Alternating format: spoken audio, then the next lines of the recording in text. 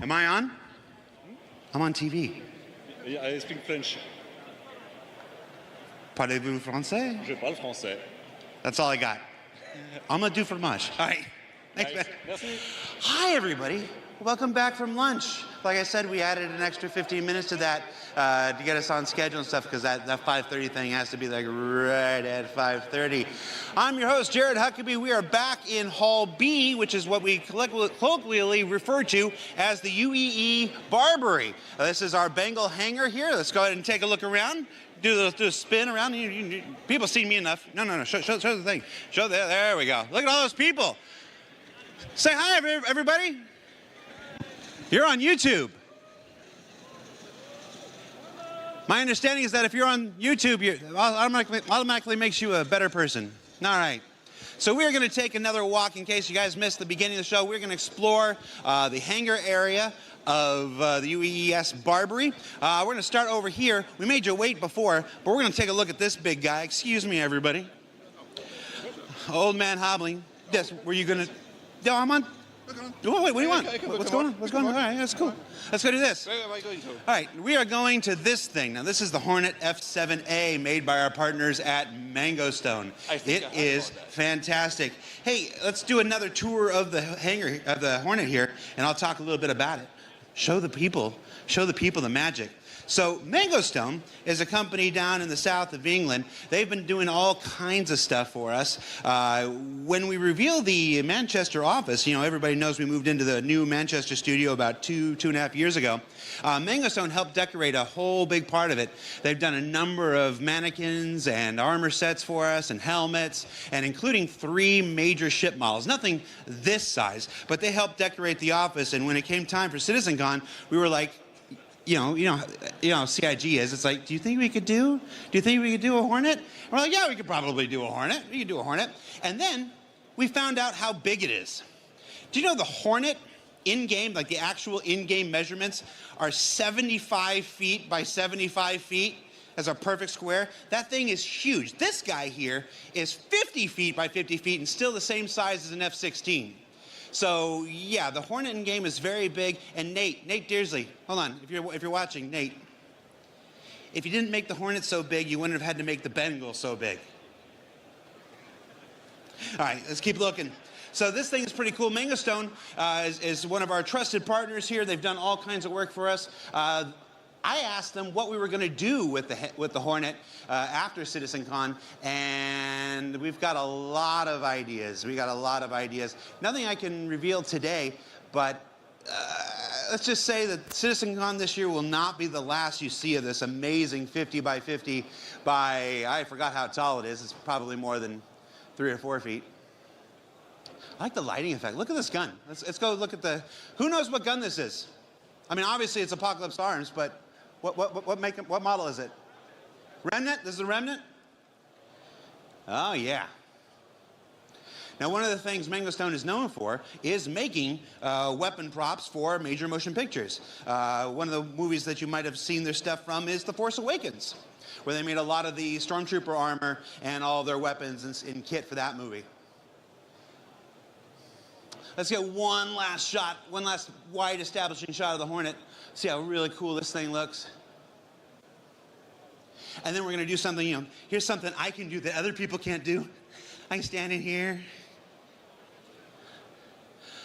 Look, Mom, I'm getting in trouble. And go through here. Maybe go under this thing. I am making Tyler Wiccan very nervous right now. I'm going to go under this thing. I may not be able to run, but I can still get low. Hey, where's my camera? Can you still see me? Where'd he go? Oh, he went the long way. I thought I was going to outsmart you.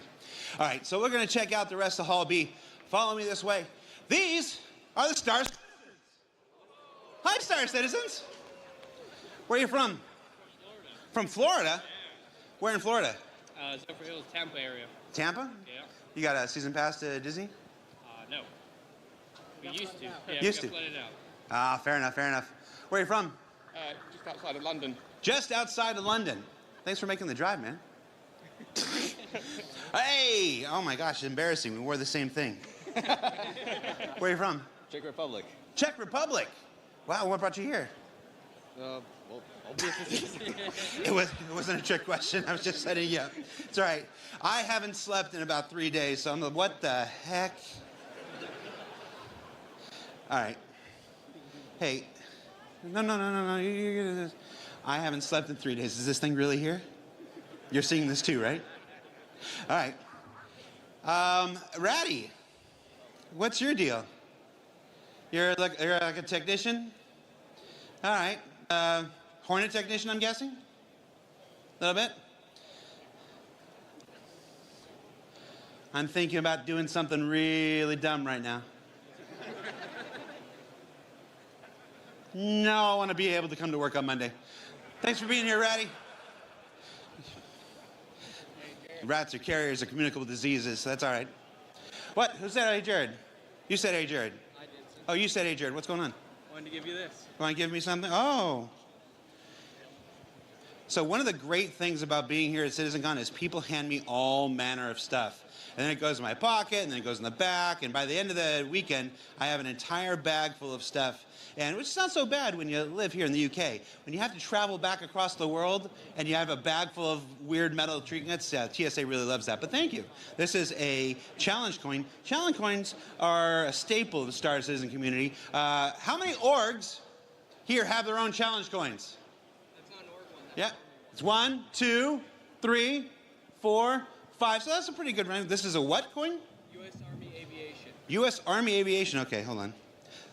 I am getting older. I got to say without this. So United States Army Aviation. Nice. Well, thank you, sir. Thank you very much. You got your M1A jacket too. Yeah. I like yours.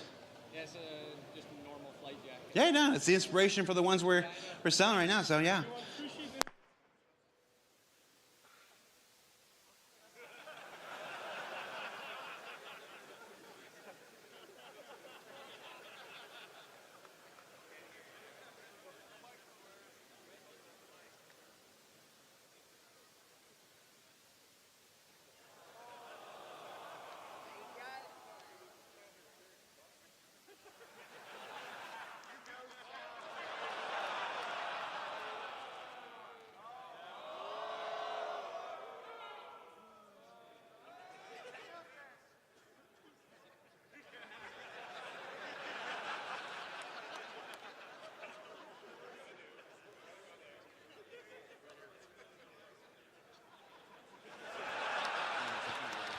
Hello? Are we on?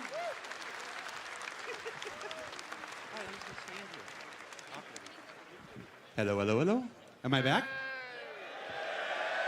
All right, we're back. Hall A, cheer for me. All right, we made it through last year pretty good without any major issues, and then I saw those bingo cards show up on Reddit, and like the first square was technical issues, and I was like, no, we haven't had technical issues on one of these in a long time. Then this happens. Oh.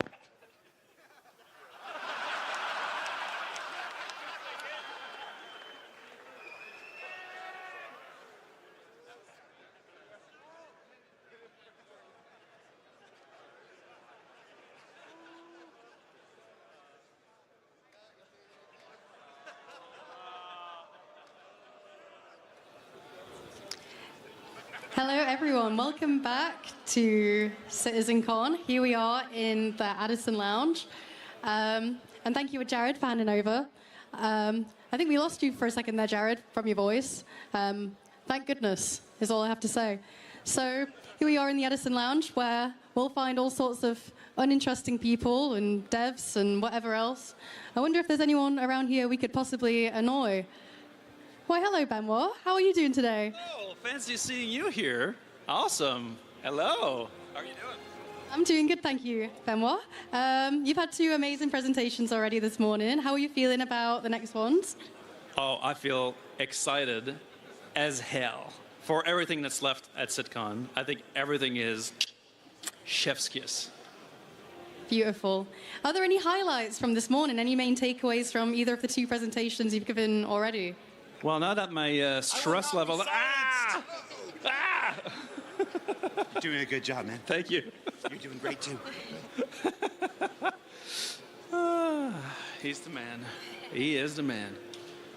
So, highlights. Well, I mean, now that my stress level is down, I think both presentations were just stellar. I'm really happy with how it went, and I'm especially very proud of the teams that have shown content today, either being in the Social Universe panel or in the Star Engine Brave New Worlds panel. I think the teams have been working like crazy. They deserve a hand.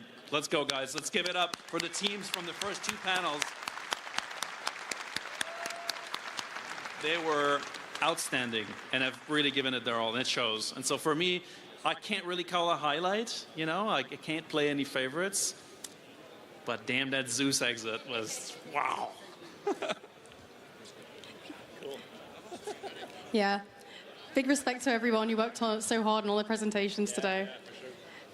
So, as we mentioned, today's pretty stacked already. We've got a lot more to come. But how does this CitizenCon here in Manchester compare to years previous? I couldn't believe we could do a bigger CitizenCon last year, and this one's one bigger. And so it's absolutely fantastic. It's also great to have the biggest office right next to the venue. Last year was really complicated logistic-wise, right? To get everybody on the same page, flying people over. Now everybody's on site. It's been fantastic. We brought the crews from these other studios in, but overall having everybody here has been great. Plus, I mean, look at this. We have a almost full-size Hornet in the place. This is absolutely incredible. I couldn't believe we were actually doing it when I actually heard about it. and seeing it for real is just completely mind-blowing. And I just want to sit in it. Jared, can I sit in it? Even I'm not allowed to sit in it. Damn. So, does that mean next year's CitizenCon could feature a whole C in Quebec? Oh my God, that's the number one question I get all the time is, when are we going to get a CitizenCon in Montreal? I don't know, but I would love a Hall C or a Zeus, maybe. Maybe Zeus would be absolutely fantastic, you know? Because maybe that's a quick shout out I'd like to give is that the Zeus, I mean, tons of people have worked on it at CIG throughout, but this is really the first ship that is completely done from the Montreal team. And so I feel especially privileged to have, put it in the video and then released it in this patch. It's an absolute fantastic ship. So I'm super happy about it. I have a question I'd like to ask Benoit. Yeah. When are we going to be able to watch CitizenCon and ISC and everything in-game? Is that a feature request, sir? It is a feature request. It's a feature request. Okay, all right. Well, I'm not going to give you dates. We're definitely going to put that feature request to the test and see if CR approves it.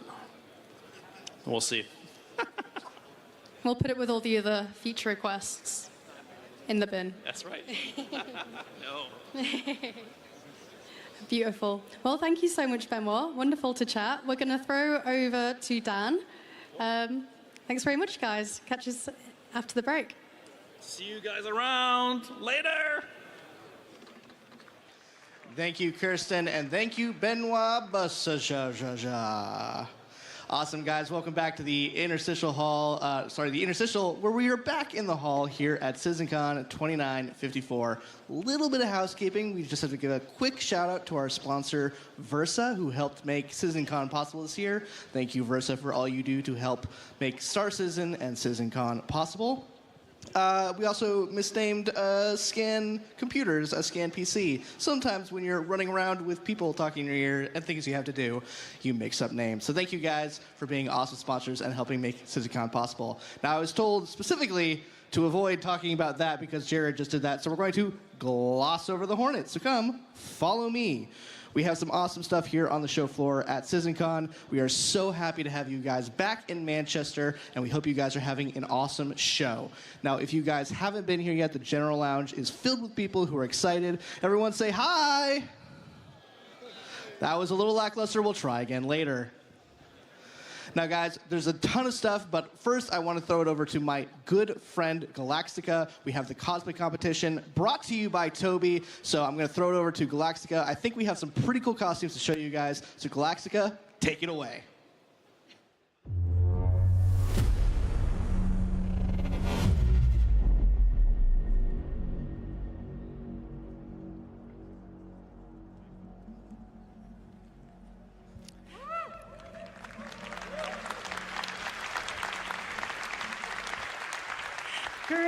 citizens, I hope you all had a wonderful lunch break. How many of you guys had some torpedo burritos? Okay, and how many of you had some Big Bennies? All right, clearly we know what the crowd favorite is. Well, welcome to the 2954 cosplay competition by Toby Gaming. For those of you who don't know me, I am Galactica, our senior social media manager, and I run all of our socials for all things Star Citizen and CIG. And joining me on stage, we have our lovely judges, starting with lead character tech artist Armando.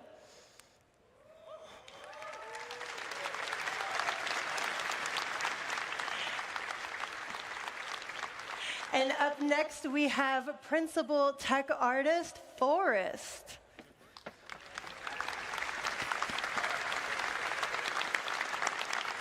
And last, we have our creative director, Katz.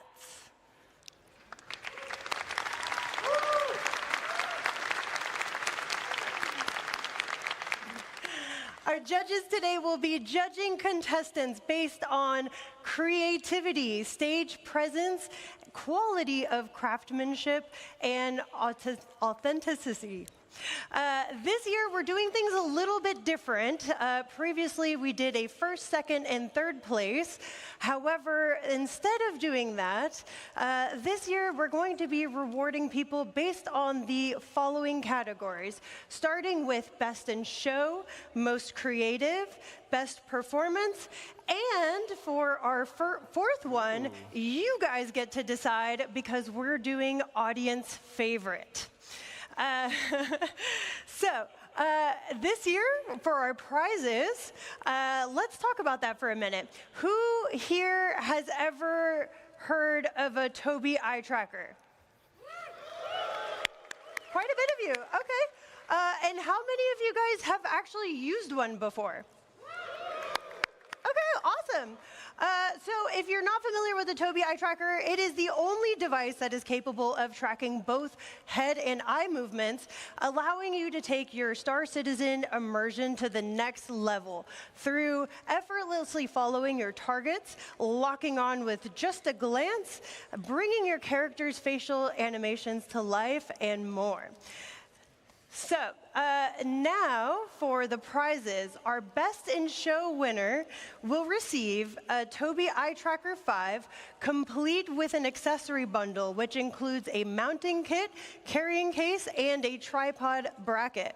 All of our other winners will also receive a Tobii Eye Tracker 5, and they don't know this yet, and I'm announcing this on stage, but all of our contestants will also receive an RSI Zeus MK2 ES with LTI and a game package.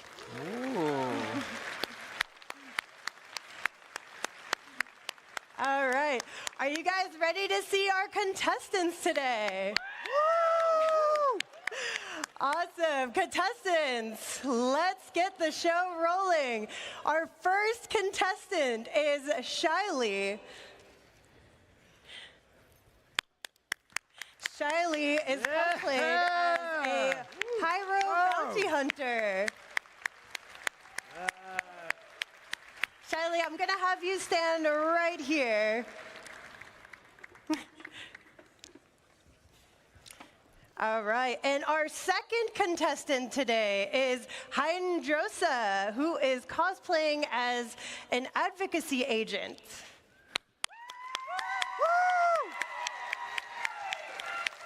Oh!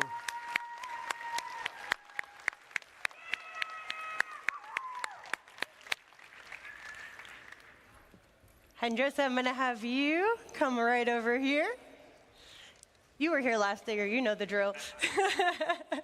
And our third contestant is Faber Finn, cosplaying as a mining worker. Woo! Yeah!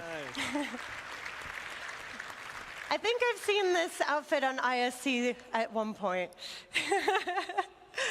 All right, and for our fourth contestant, we have Cat Goddess dressed as Molly. If you saw our commercials from last year's IAE, you might recognize her.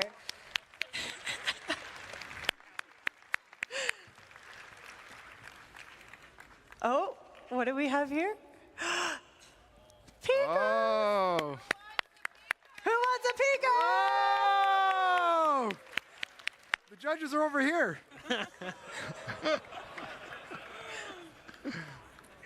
Thought we had a deal.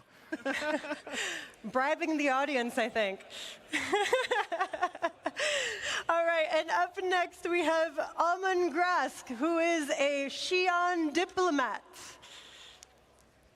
Oh, wow. It's a real life character. Yeah.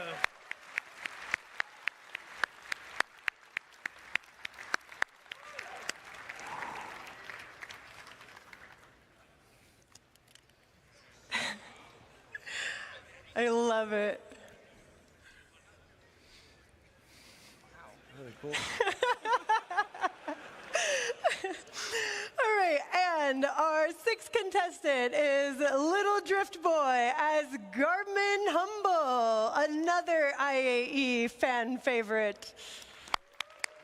Oh! I think I've worn that Complete armor with the before. burrito, I see.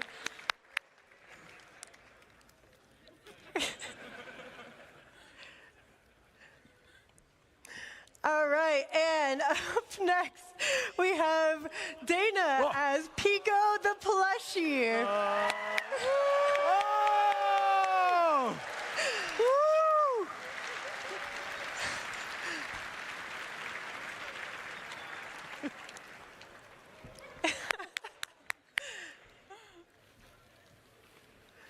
All right. Just making sure you can see with that thing, okay? And we have another Pico up next, Carlito.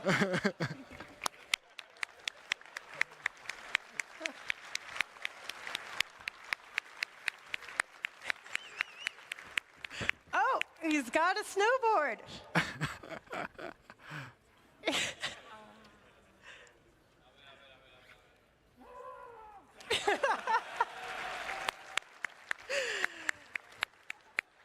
And last but not least, we have Kin Shadow as a duster.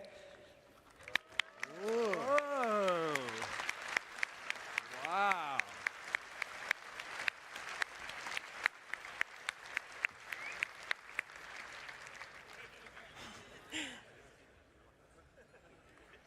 All right, now that we have all of our contestants on stage, judges, feel free to come take a closer look, ask questions, and let me know when you're ready to make your final call. All right.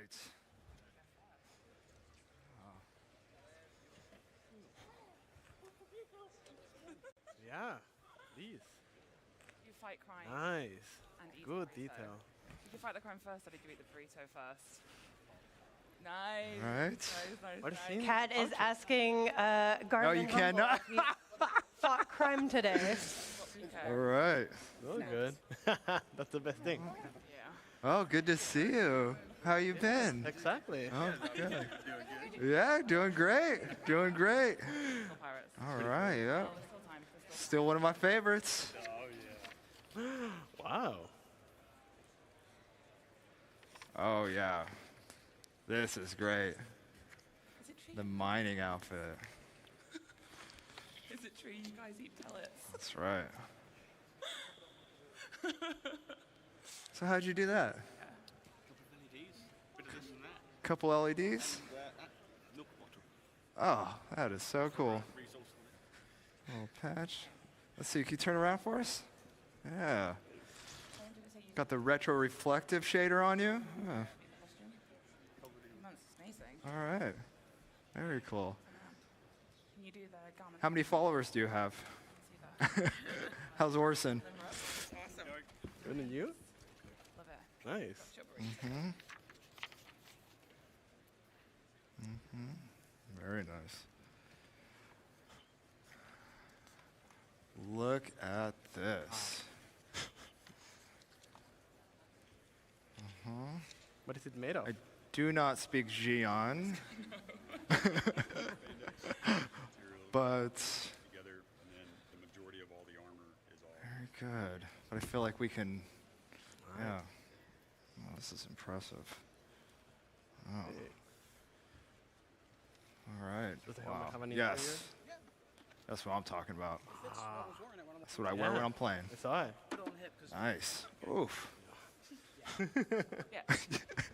Will you stop squeaking for a second? I'm trying to concentrate. Always ready. Always ready. Hey, One spare, one strap, because obviously you don't want to lose them. All right. of course. Very good. Very good. Nice. Very nice. Okay. Look. Wow. Where to even begin?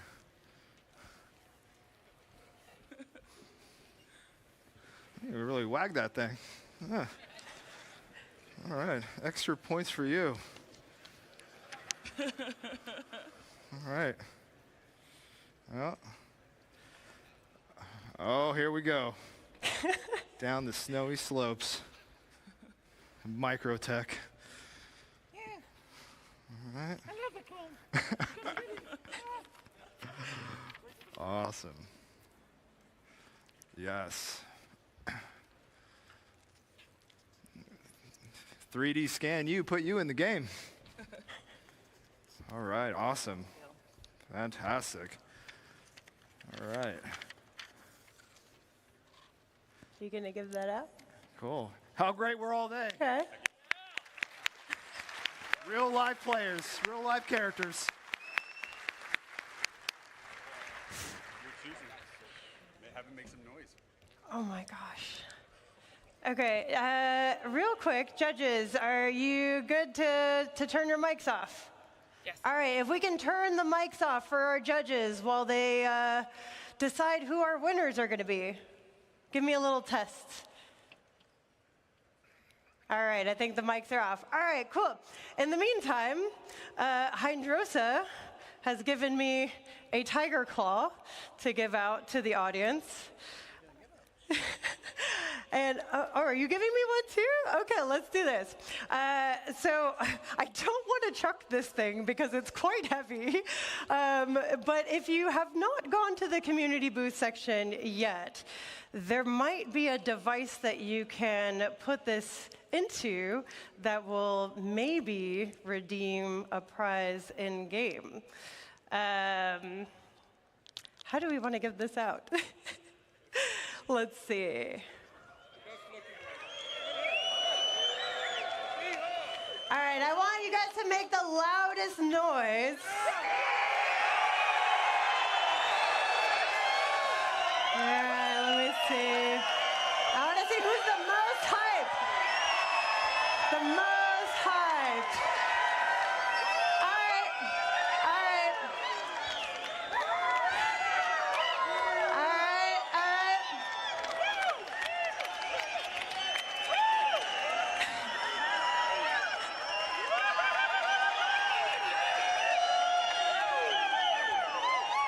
White shirt over there. Come to the front of the stage.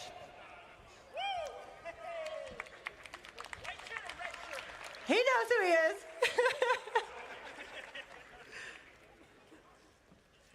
There you go. Thank you. And then we have a med pen. I think we have to give this to the ones with the med gowns, clearly. Oh, we got two. Let's go. Med gowns, come up here.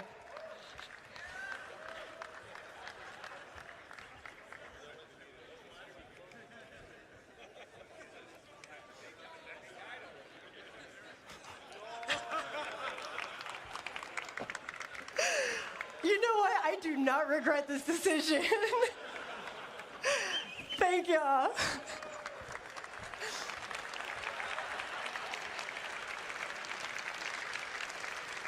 All right, judges, how are we looking? You need more time? You guys are good?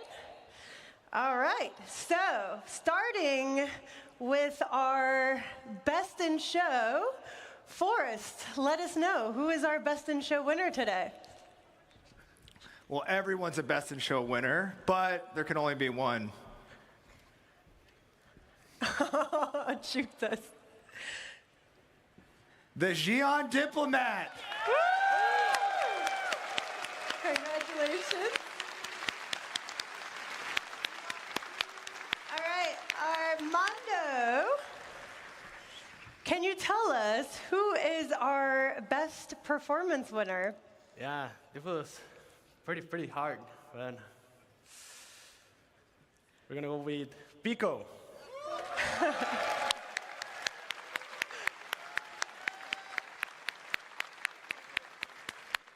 Congratulations. And Kat, what do you got for us for most creative? Anyone that stops crime and eats burritos in armor that good a quality is the most creative. So it's Garmin Humble, guys. Awesome. All right, so you guys are all right next to each other. Okay, if we can have you guys step forward. Now we're going to do you as well. Oh, you might need help. That's okay. We got you. We got you. Garmin Humble's here if you need extra help too. Okay, so now we have to decide our audience favorite. So let's do this. We're gonna come over here with our judges, and we're gonna go one by one to see how much hype you guys can give our contestants to find out who is going to win our audience favorite. Sound good? Cool. All right, so let's give it up for Duster.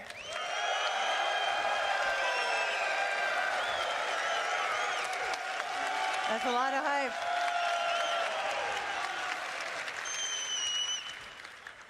All right, and next, let's give it up for Pico.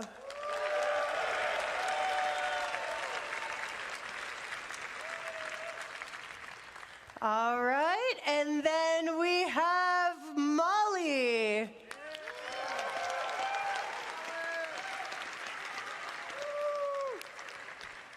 All right, and now we have our minor.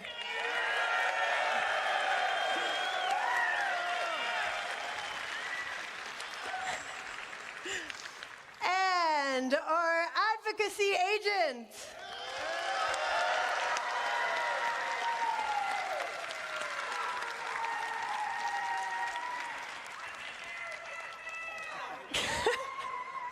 And last, our pyro bounty hunter.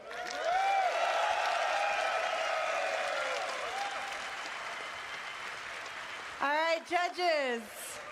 Let me come back over here. This is a very long stage.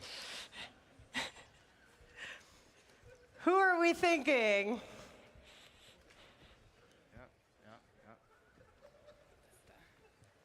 All right, the judges have decided, and our audience favorite is Duster.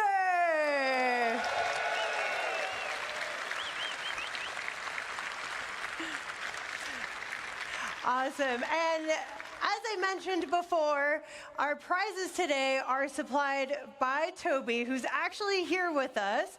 Toby, welcome Toby on the stage, everybody.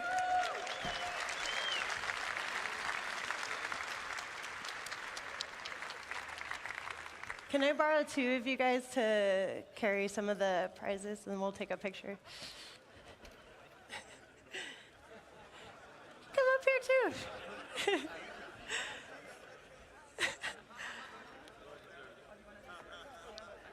Here, I'll. Can you hold that? Can you hold that? If you can't hold it, I can hold it for you. Here, I'm gonna turn it this way. Here you go. There you go. Okay. All right. All right, and then we got one more. Here we go. All right, let's give it up to our winners.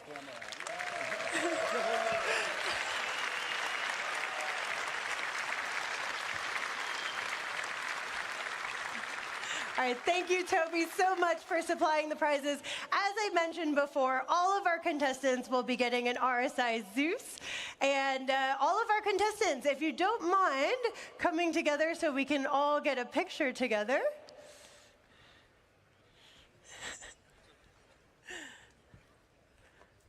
All right. Thank you so much for joining us for the 2954 cosplay competition by Toby.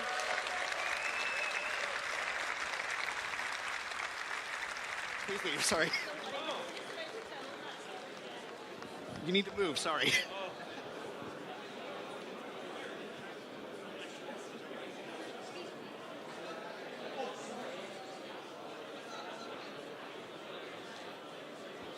In a world where the Vandul have attacked, one ship will make it so that the lives lost will be avenged. That's right, the UEE Retribution is here at CitizenCon 2954. I have the creators of this amazing model. We have Pigeon Spaceport here. You guys have done an amazing job creating an awesome thing. Is there anything you guys would like to quickly say before we get into questions? Yes. Yes. Okay, great. Thank you guys so much. I quickly ran down here, so I forgot to grab my note cards. Let me do this off my phone. Quick question, how many total pieces is the UE Retribution?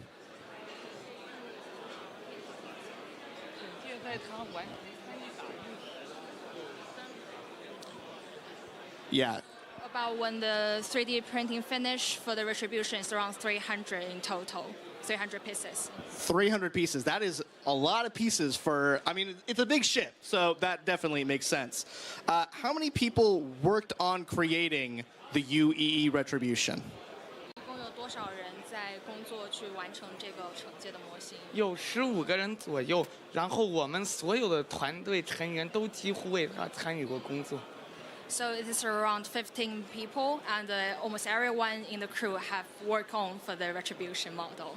Sorry, was that 15 or 50? 15. Still a lot of people. That's still a lot of people. And as you can see, there's a lot of detail in here, so that makes sense. Can you briefly explain the process between taking the concept of the Retribution and then making it into this massive physical model? What was that process like? 可以简短的讲述一下是如何从概念做到模型上面这个部分的。是这样的，我们先从网络上面搜索所有的关于惩戒的图片，然后我们将这些图片素材用于我们的建模。我们完成建模以后，我们会进行3D 打印，然后来制作。 So we searched on the internet to find all the images we could find for the Retribution. Then we bring all the images we could find into the 3D printing. 然后关于它的颜色，这个颜色的话，我们是根据我们对于星际公民中的飞船配色认知，然后来自行设计的。 So about the coloring that we use the Retribution is based on our understanding of the color Star Citizen use in the game. So with some of our understanding and interpretation of the color that we use in Retribution. Amazing, guys. And one last quick question before we just kind of stare at this amazing ship. What's your favorite detail of the ship? 你最喜欢的惩戒的细节是什么？ 是尾部的喷口，因为尾部的喷口在汉房间中亮起来的时候，那种照亮整个墙震撼感是无可比拟的。So his favorite part of the Retribution is the main thrust lightening of the ship, because when you light it up, you will light up the whole room, the whole wall, and it's very amazing and beautiful. Well, thank you, guys. Let's take a look at that lighting. We'll get you guys into position for the next bit right now. So let's take a quick look at the Retribution. This thing is amazing. It is massive. It's probably over, I would say, 10 feet long. This thing is huge. It's been at previous bar Citizens that we've had in Asia. It's awesome to have it here at CitizenCon. We're really, really happy that this thing made it to Manchester. It is so much detail in such a small amount of space, but it's not that small. It's massive. So yeah, we're really, really happy to have it here. Now we're going to follow me. We're going to go to the next thing they brought. I don't know if anyone's really seen this before. I'm going to throw it over to Sam. Sam, why don't you throw us to this awesome bit right over here? Absolutely, Dan. So we have an amazing model of everyone's favorite Port Olisar right here, near and dear to my heart. Many a year have I spent easily and quickly getting to the ASOPs and buying things and getting rammed off of my pads by unruly and griefers. So I have a couple more questions for you guys about this build, if that's okay. What's this model made out of? 奥丽莎的是用什么做成的？奥丽莎它主要的结构是由3D 打印所制作，但是在其中我们加入了一些金属梁，用于增强稳定。So mainly the Port Olisar is made by 3D printing, basically the resin, and we also add the metal structure to make it more solid. Wow, that's really cool. So do you know roughly how much does it weigh? 你知道它大概有多重吗？大概在700公斤左右。So it's roughly around 700 kilogram. Wow, that must have been a challenge to get over here to this country. So when you were building this, what would you say was the most difficult part of putting this build together? 在制作的过程中，哪个部分是最困难的？是停机坪区域，停机坪区域中的就是停机坪表面，难度在于在我们的比例下，它的厚度将只有4毫米厚，我们要确保它在如此薄的情况下还不产生变形。So it's a landing pad area. So on the surface of the landing pad, by the scale we are using to make for the Olisar, we have to make it not bending with like just a few millimeter to make it still solid. 这个停机坪的下部也是个非常大的挑战，因为下部有非常多的结构交叉在一起，这对于我们建模的工作量来说是个非常大的工程。So also the bottom part of the landing pad, because there's so many structural intersections, they're so complex, so it was really hard for us to modeling. No, I can imagine. It is a really interesting kind of station, and I'm sure everybody was just as sad as I was to see it go. Do you hope to see Port Olisar return to the verse someday? 所以你会期待奥丽莎的回归吗？真的吗？你又说奥丽莎有可能回归的，那当然啊，肯定的，那太好啊。So yes, really. So if the Olisar actually will come back, it will be so good and exciting to us. Yeah, absolutely. Yeah, I hope so too. I hope so too. Right. Thank you guys for talking about these. That was the amazing Pigeon Spaceport, guys. Do check them out online. Their stuff is absolutely amazing. I'm going to now pass over to my buddy, Dan, who is hanging out with the merch stand guys to show off some of the really cool stuff that we have here at CitizenCon. Over to you, Dan. Oh, hi. Oh. Awesome. Thank you guys at Pigeon Spaceport. I know, I just come out of nowhere. He just come keeps follow doing me, guys. Thank you guys at Pigeon Spaceport. We're so lucky to have them and their awesome bits here at CitizenCon 2954. Now, I think it's time for you guys to see a bit of where I get my fashion from. So come follow me, guys. Come follow me this way. We'll make our way through the crowd. Let's get in line for the merch booth. Yeah, that's a long line. I don't think I want to wait in that line. So luckily I have the CIG access pass. Come follow me. We get to skip the line. Just a little secret for me and my many thousands of friends who are watching the stream. Come follow me this way. Right this way, right this way. Man, all these people are very excited for merch, and as they should be, because we have some awesome merch here at CitizenCon 2954. If you guys are interested in getting some, you can go onto robertspaceindustries.com/merch, and that should probably take you there. If not, you'll find it on the pledge store. But we have some awesome merch. Let's take a look. At the top, we have some brand new Pico the Penguin plushies. This Pico is Pico with an attitude. This is our Pico Black Ice plushie. This Pico has a new stepdad and feels a way about it. We are very excited to bring Pico back. We have a brand new Star Citizen cap. We have some awesome, see if you can get those stickers on the other side. I don't know if you are able to get that. We also have a pin set on the far bit there. We have a brand new desk mat, which looks awesome. Look at that desk mat. We also have some awesome physical merch. see if I can squeeze past in here. I am absolutely going to ruin these people's day. We have some exclusive shirts for attendees. I'm just bull in a china shop. We have some cool giveaway packs. Everyone is working really hard on making sure people have that. Could I get a Zeus bomber jacket? They got me another Zeus bomber jacket. Thank you so much. I have one on, but take a look at the Zeus bomber jacket. So we have the interior lining. It's this awesome like yellow orange, like sort of a quilted pattern. It looks, and by the way, feels awesome. Now these do run a little small, so make sure you're getting a size up. Let's hold this up for the camera. Look at that. We also have, oh, that's gone forever. The cameraman just took that, and I will never get it back. We also have some cool details. We obviously have like this RSI. Hello there. We have some RSI like branding right here. We have some patches over here commemorating the Zeus Mark I. And we also have, out of the wrapper, a Pico the Penguin Black Ice Edition. This Pico has seen some things, but I can fix him. I swear I can fix him. We also have a bunch of awesome stuff. We have this UEE flag. Let's make sure that we're holding that up properly. Look at that. We have a UEE flag for you guys to celebrate your patriotism for a united empire of Earth. This thing is very long. It's kind of the Foundation Festival colors. I kind of like that it's, yeah, I'm going to steal that. That is mine, and you're not getting it back. What else we got?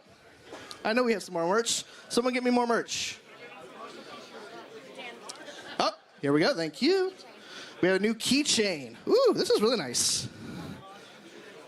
Camera guy, we got keychain. We have a bunch of cool stuff. I am being told, however, that I think that's all the merch that we can show because we want you guys to be here at CitizenCon getting it. So I think that's just enough time we have here at CitizenCon. I'm going to throw it back over. We're going to continue the show. We'll see you guys back here later. Take care.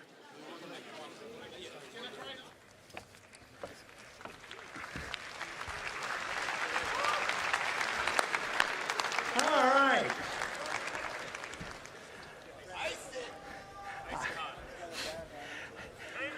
They're saying ice it. I'm wearing jeans. It doesn't work through it. You know, people tried to get me to take my pants off backstage. I'm like, no, I do it. It hurts. All right, guys. I think that's long enough of a break. Let's get back to some presentations. How about it? All right.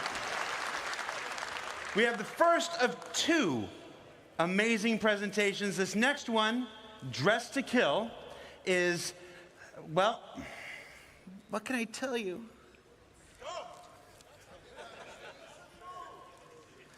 Who remembers CitizenCon 2016? Please welcome to the stage. Who is it? I can't see it. Oh no, it's supposed to say his name on there right now. Show me his name.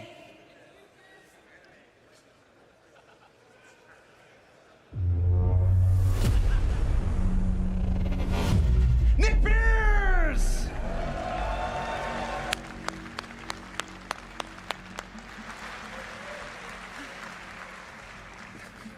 Thank you. How's it going? Hello, hello. So my name is Nick Pierce, like Joe mentioned. It's my second CitizenCon, but it's my first time presenting, so I'm very excited to be here. And just on behalf of myself and the team, thank you so much for coming to this presentation. Thank you. With that said, I'm here to talk to you about an initiative that was first introduced right here at CitizenCon in 2019, and that's adding distinct purpose and specializations to armor and clothing in our game. So let's get started. So, Star Citizen is a game about almost everything where you can do almost anything, with so many different options of gameplay, whether that be mining, piloting, FPS combat, or even a captain of industry. Unlike other traditional MMOs, we don't impose rules or classes onto the player. In real life, people are not just one thing. I'm sure you can all relate. I've had many different jobs. I've not always been a game designer. In fact, it was only a week ago that I found out that Jared used to do tech support for prosthetic legs. It's true. You can ask him. That said, if you're like me, you like to excel at whatever you're doing. So that brings us on to the concept of specializations. This is about bringing more purpose, more considerations, and more decisions to armor and clothing you wear beyond just looking cool. So, what are they? Specializations are the focus of your current daily adventure. That could be a daring racer, a cargo hauler, or a first responder. Specializations are a series of attributes assigned to each piece of clothing and armor in the verse to allow you to make informed decisions on both how you want to look and how you want to perform. What are they not? Specializations are not assigned classes. There's no magic toggle where suddenly you're forced into a role like a cleric or a wizard or even a pizza delivery person. They also do not limit you. You can still do almost everything in any armor and clothing you want. You just won't do it as well as you could have if you had specialized. Why are these necessary? Well, specializations enhance gameplay depth. They add a level of roleplay and immersion. Specializations can provide a sense of ownership of your playstyle. At its core, SC is driven by choice, with specializations offering a deeper layer of player options. And that's the option to excel, to fool around, to min-max, or give yourself a unique challenge. Specialization allows us as developers to make gameplay experiences that are deeper and more complex. So whether you're a salvager, a bounty hunter, or a medic, there will be specialized suits that will help outperform your peers. So at this point, you may be asking yourself, okay, well, how do I specialize? It starts by determining your playstyle. What do you want to do today? Are you going to be a trader, a smuggler, an assassin? Is there a void in your organization that needs filling? This is a decision you get to make and remake every single time you log in. Or, if you're like me, perhaps several times in a single play session. Once you know what you want to do, it's time to start hunting for the right gear. Specialized items are not intended to be found in any old store. You're going to have to do the legwork. You'll have to align with some of those guilds and factions that JJ and Benoit just talked about in the previous presentation.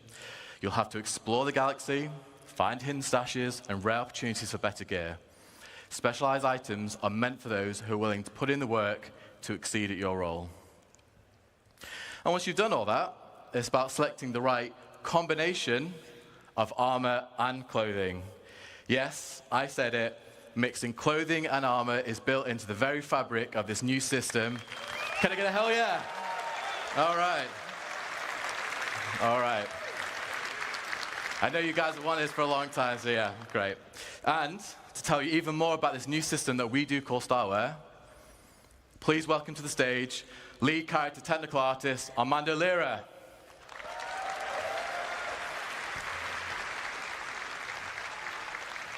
Watch it, bro.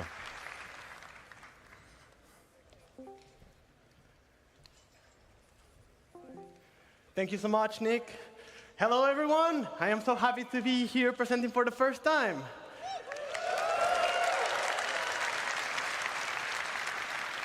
How cool are specializations? We are sure you'll enjoy finding the best combinations for your playstyle. And for that, we had to create a system that gave you all the freedom that you deserve. It's something that I am sure you've all been waiting for so long. Starwear. So if you're... Are you tired of choosing between clothing or armor? Yeah. So finally, you'll be able to mix and match. Starwear is fashion that meets purpose. As specializations provide you with a multitude of stats to combine, you'll also be able to choose the visual style that you want. But beware, with added options also comes the responsibility of choosing the right combination for the right situation. Let's look at some of the possibilities that Starwear will be able to provide you.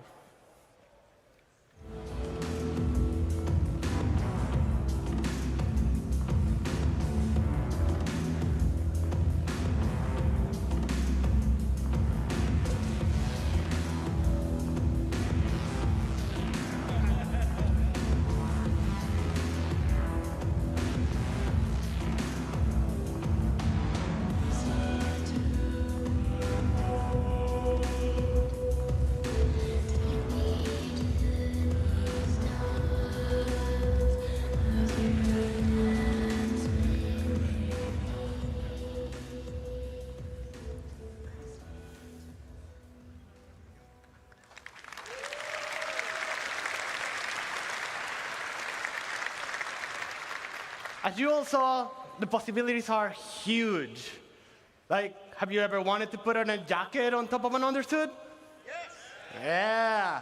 How about an armor on top of a sleeveless shirt? Or even without no shirt at all? Like backpacks on clothing? Yeah. So Starware allows more customization than ever.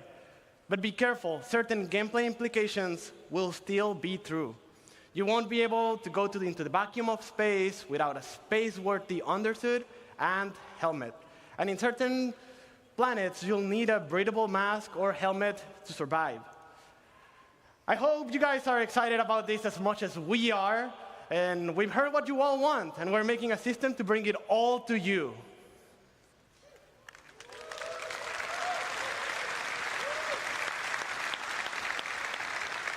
But that is enough about Starware for now. Let's go back with Nick and learn more about how Starware and specializations will improve your gameplay. Well done, bro. All right. Thank you, Armando. Some nice dancing as well, by the way. So as you can see, the Starware system is about adding function to fashion. We are still Star Citizen, one of the best-looking video games out there, but we're always going to make sure that you look your best, but now with added purpose. So to recap, we're going to go through adding intent and purpose to all our clothing and armor sets. As designers, we really want the visuals to match the stats that our great character art team have made. So for example, if a pair of pants look particularly armored, chances are they'll have modest damage mitigation to match. Many armors will be specialized for distinct use cases. Currently, we realize right now bigger is generally better when it comes to FPS armor, and we know that shouldn't always necessarily be the case. There will be some armors that won't have EVA thrusters built into the suit, so you lose EVA capability. Some armors won't even be space-worthy. Specializations means getting better at certain things at the cost of attributes and others. This is about compelling you, the player, to make tactical decisions for every situation you may find yourself in. So now let's look at some practical use cases for the Starware system. Whilst all our armors are becoming specialized, let's take a look at a select few, which I will add are some of my favorites. We are going to assemble a team to tackle one of Star Citizen's most anticipated adversaries that you'll get to meet later on. Let's meet our first specialization.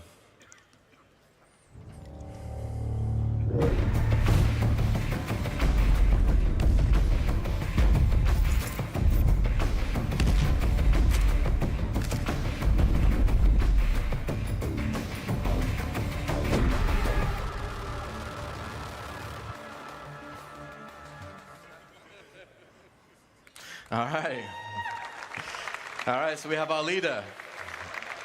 Let's get into it. So the player's choice of clothing will be crucial in a way it hasn't been before. With magnetic plates built into many clothing items, players can now holster both primary and secondary weapons. However, in the near future, there will be locations in SC where armor and weapons are strictly prohibited. Clothing allows the player the opportunity to access these restricted areas without needing to change. And some clothing will even allow the player to conceal smaller weapons from security, should the need arise.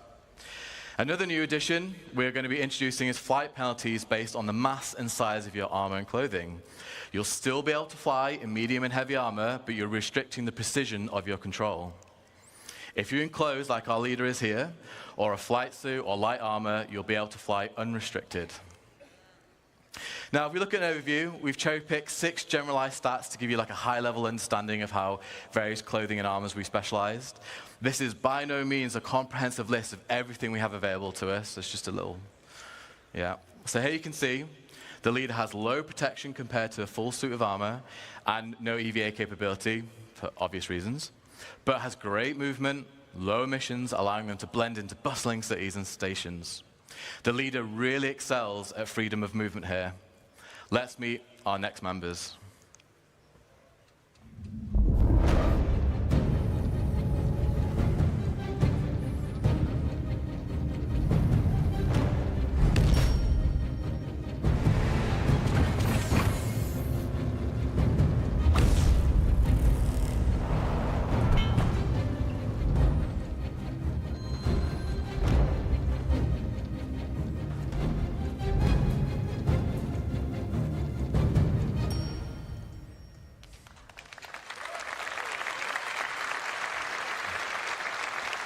Okay. So here we have our pilot. If you remember, back in 3.23, we introduced our first specialized helmet visor, the combat visor. This introduced the dynamic crosshair and all the magazine information on your HUD. This is our pilot visor, which allows the wearer to link with their ship and cast MFDs directly into their visor.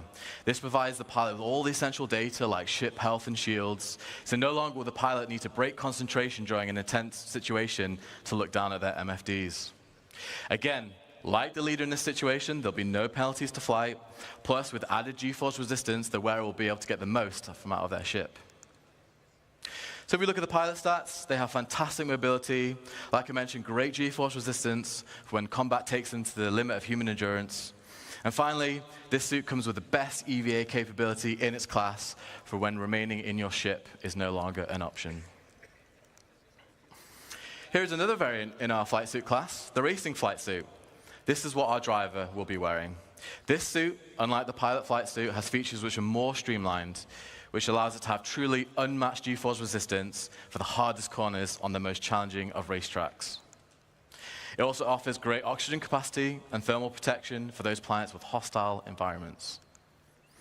So as you can see, this flight suit excels at G-force resistance, but it loses its protection and has much weaker EVA capability. Let's meet our next team members.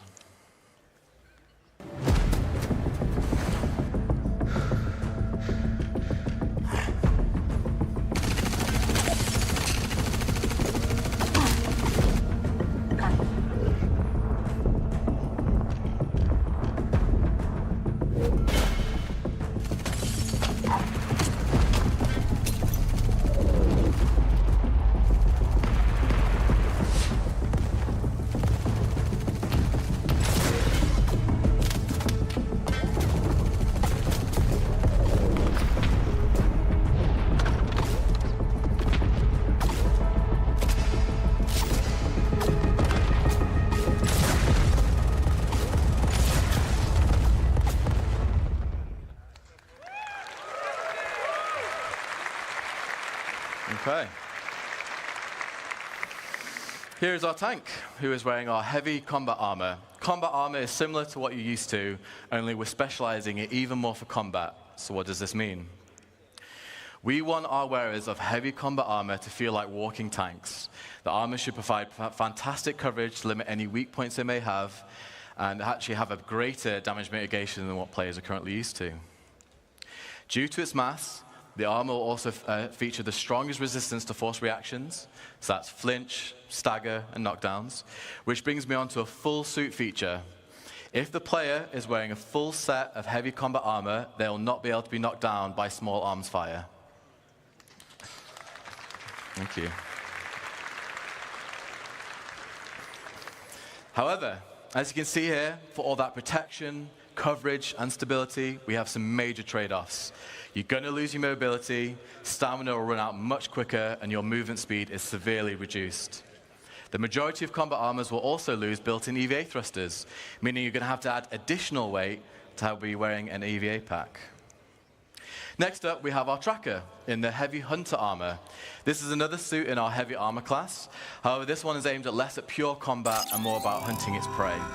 This is all the armor for you bounty hunters out there. The heavy hunter armor has the most powerful active scan for hunting their targets. Its scanner outshines all others in locating infrared and electromagnetic emissions, perfect for locating those targets trying to lay low, whether that be human or creature alike. Whilst it's still classed as heavy armor, it does mix things up, so it'll have slightly faster movement and mobility, but it loses the protection. You'll also be able to store more devices like deployables and throwables. So as we compare the stats, whilst not as tough as our combat armor, it does gain an increase in mobility, and while its scanner is the best of the best, the armor is also incredibly noisy and emits powerful emissions. So while you may find your target with ease, there's a good chance that they'll know you're coming for them. Next up, let's look at our last additions to the team.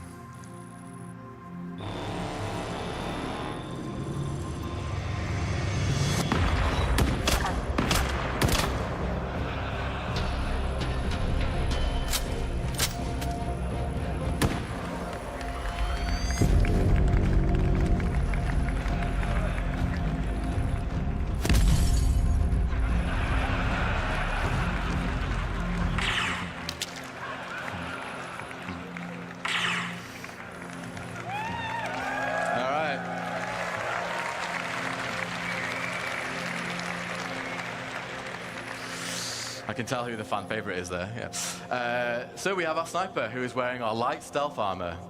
Here's another example of a full suit feature. If the wearer has all pieces equipped, so that's helmet, core, arms, and legs, due to its mass and the suit's material, their missions will run so low that they will be undetectable on radar. With it being light armor, it also has a great level of mobility and traversal speeds, meaning should the wearer be spotted, they can quickly escape or reposition with ease. And remember, with it being light armor, no flight restrictions. So with the best stealth and fantastic speed, it's a must for any players looking to assassinate, infiltrate, or in this case, be a sniper. However, the protection provided is minimal. You don't want to be engaging in a full-on firefight in this suit. And just to reiterate, folks, as well, like great specialized armors like this one and all the ones that you've seen today, you're going to have to put the work in to have these at your disposal. And finally, surrounded our group, we have that one friend. We've all played MMOs, right? We all know that one friend. That friend's me. No. They ignore all the rules and the strategy. They can only play for 30 minutes a week. They might prefer a bit of glint on their sniper scopes. Who knows? Well, here at CIG, we also support that friend, so they're on the roster too. So, we have our group. What do you guys think? We fun? All right, all right.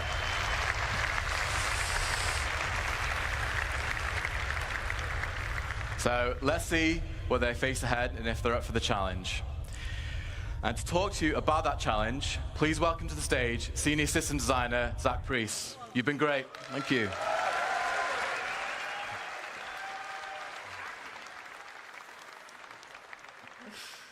Oh, luckily this thing's only got 2 buttons. So, hello, I'm Zach Priest. I do a variety of things at CIG, but thank you, the people at the front. I do a variety of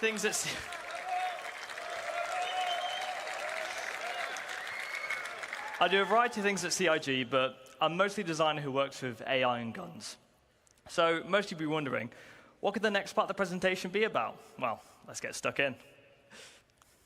Star Citizen, at its heart, is about community. From our relationship with players to the big dynamic events that citizens work together to complete. We love group content and missions that allow players to work together to achieve a goal. But for our group specifically, you do have to wonder, well, now our crew is assembled, and in a universe as big as Star Citizen, who knows what trouble they could run into. So let's find out what they're going to face. Now, they're heading to the planet Monarchs, which is in the Pyro system. So without further ado, let's find out what they're up to.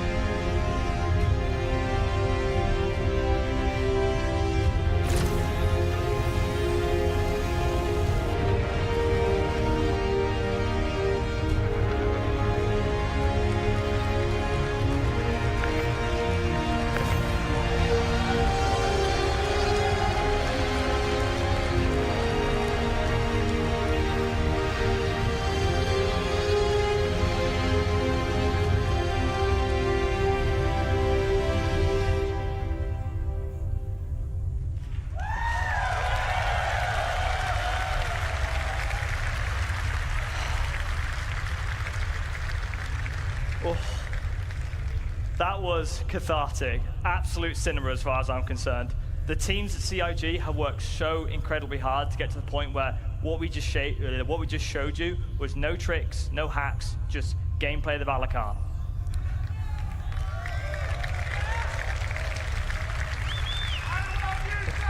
I love you too, Groncy. I want to give a huge thank you to all the people who put in a lot of work to get to the point where what we just showed you is gameplay. As you can imagine, all of that is work in progress. We have some good polishing to do on it, and we didn't want to hold it off. We just wanted to give you an honest view of where we are. That was from a build last week, so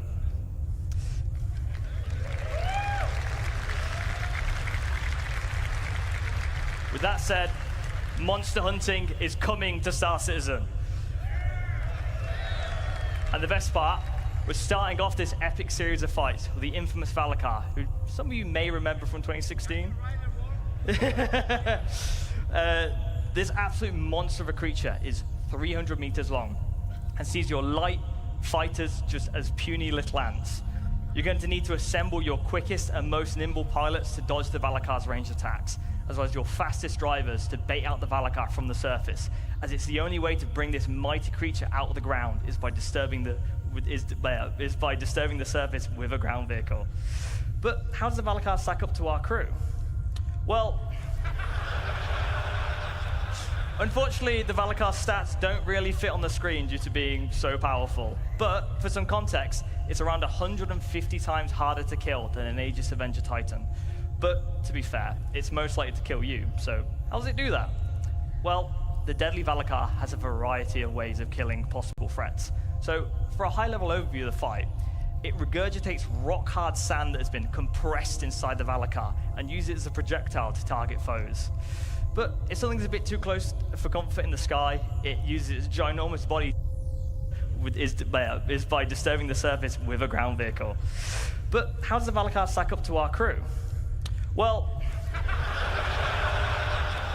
unfortunately, the Valakar stats don't really fit on the screen due to being so powerful. But for some context, it's around 150 times harder to kill than an Aegis Avenger Titan. But to be fair, it's most likely to kill you, so how does it do that? Well, the deadly Valakar has a variety of ways of killing possible threats. So for a high-level overview of the fight, it regurgitates rock-hard sand that has been compressed inside the Valakar and uses it as a projectile to target foes. But if something's a bit too close for comfort in the sky, it uses its ginormous body to swipe ships out the way. Anything on the ground that it sees as a threat will have to contend with its bite or its deadly slam. So, little bit fun bit of information. As the Valakar becomes more injured, it will retreat back into the planet's surface, and you'll need to make sure that your ground vehicles stay alive or have backups to bait out the creature again, as well as keeping it interested. So, the big question, in a game like ours, how are we going to communicate the health of this creature? Well, things being physicalized is at the heart of Star Citizen, and we know how much of a large fight the Apex Valakar is, and we need to communicate that in a diegetic way. So you'll see here the Valakar's health from 100% to 1%. You'll see its skin getting more battered and bruised as the fight progresses, to give you an idea of where you are and how close you are. So the nice thing about this, it communicates the Valakar's health without needing any UI or health bars and just purely keeps you immersed in the experience. So, number one question, why do you want to kill the Valakar? Well, because it's fun, but I know you sweaty gamers, so it's got loot, also known as harvestables. The Valakar has two very valuable harvestables. Firstly are its pearls. You'll need to mine growths on a variety of locations of Valakar to reveal these pearls. And once you've destroyed the growth skin, you'll see disgusting squidgy innards. But next is its big apex teeth. These are within its mouth, and you'll need a very strong tractor beam to be able to yank these things out.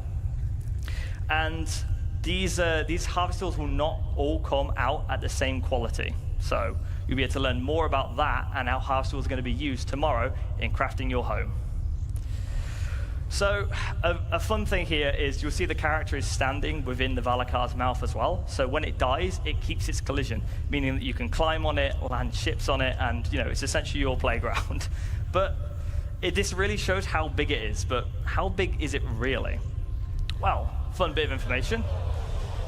When we first made the collision for this model, Star Engine actually gave us an error saying, like, no living thing needs to be this big. You've accidentally added an extra 0 onto the size. But to give you an idea of the sheer ridiculous scale of this monster, you'll see here an Idris. Anyone who's done Xenofret knows how big the Idris is. You feel like an ant when you're in the Idris, and this makes the Idris look small. There's also an Aegis Avenger Titan here as well, but if you look even closer, there's actually a Copion in this image. I'll give you a second to try and spot it. There it is. So well done to anyone who spotted it. So it's big. So for some fun numbers, it's 250 Copions long, 47 Aegis Avenger Titans long, and for our American friends, that's about 3.5 football fields. But lucky for our Copion friends, the Valakar actually comes in different sizes. So you'll be familiar with the variants we've done before with our Quasi-Grazers and our Copions. Though, they're in different biomes and they have different aesthetics. But moving on, we want to also introduce different creature sizes. So these sizes will have unique behaviors, animation, audio, and harvestables associated to each size. So for our first size, we have the juvenile. These juveniles will respond to stimulus, such as noisy footsteps and loud mining beams.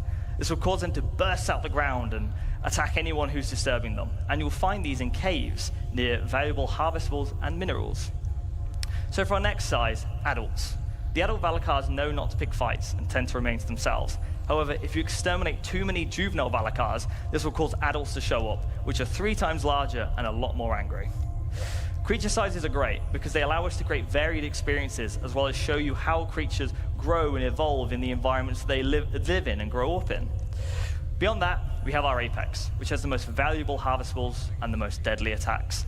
It's also the biggest living thing in the verse, so far.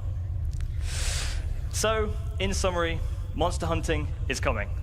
This is the first in a large series of Apex creatures that you need to gather your crew together to take down this mighty beast. You need a diverse lineup of ships, ground vehicles, loadouts, and skill sets to take out the Apex Valakar. Everyone at CIG is incredibly excited to get the Valakar into your hands, and we hope it shows that we're not only doubling down on creatures, we're also committed to bringing you gameplay experiences that only a game of our scale can provide. But that's all for the Valakar, for this Valakar. Let's take a look at some other fauna. Now, the Valakar is very exciting, but I also want to share with you the bigger picture for creatures. So let's start with some Valakar variants. Variants so far have typically just had alterations to their loot and appearance. However, we want to go further with what variants can be. For example, what if the Valakar evolved and grew in a swamp environment instead of a desert planet? Or if a Valakar never made it to the surface and only lived in drowned caves? These are the kind of questions that make sci-fi one of the best mediums. And I can hear the questions already. What does an adult cave Valakar look like? What does an Apex Quasi-Grazer look like? Well, it's these questions that get everyone excited that works on creatures to give you a glimpse into the big picture.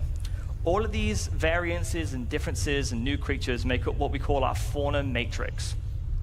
The fauna matrix is basically our creature encyclopedia. So these concepts should show you that we want to get more weird and wonderful with our creatures. We've started off with more traditional animal references like dogs and birds and cows. But now we're in a position to create the things that we love about sci-fi, which is the weird and the unknown.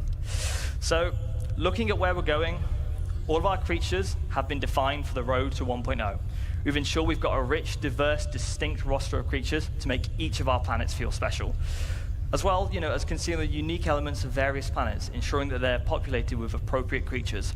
We've been designing creatures in mind so that planets' ecosystems influence their behaviors, designs, aesthetics, and harvestables. With that being said, I would like to give you a sneak peek at our fauna matrix.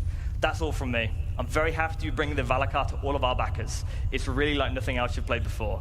I'll leave you with this last video. Enjoy the rest of CitizenCon, everybody.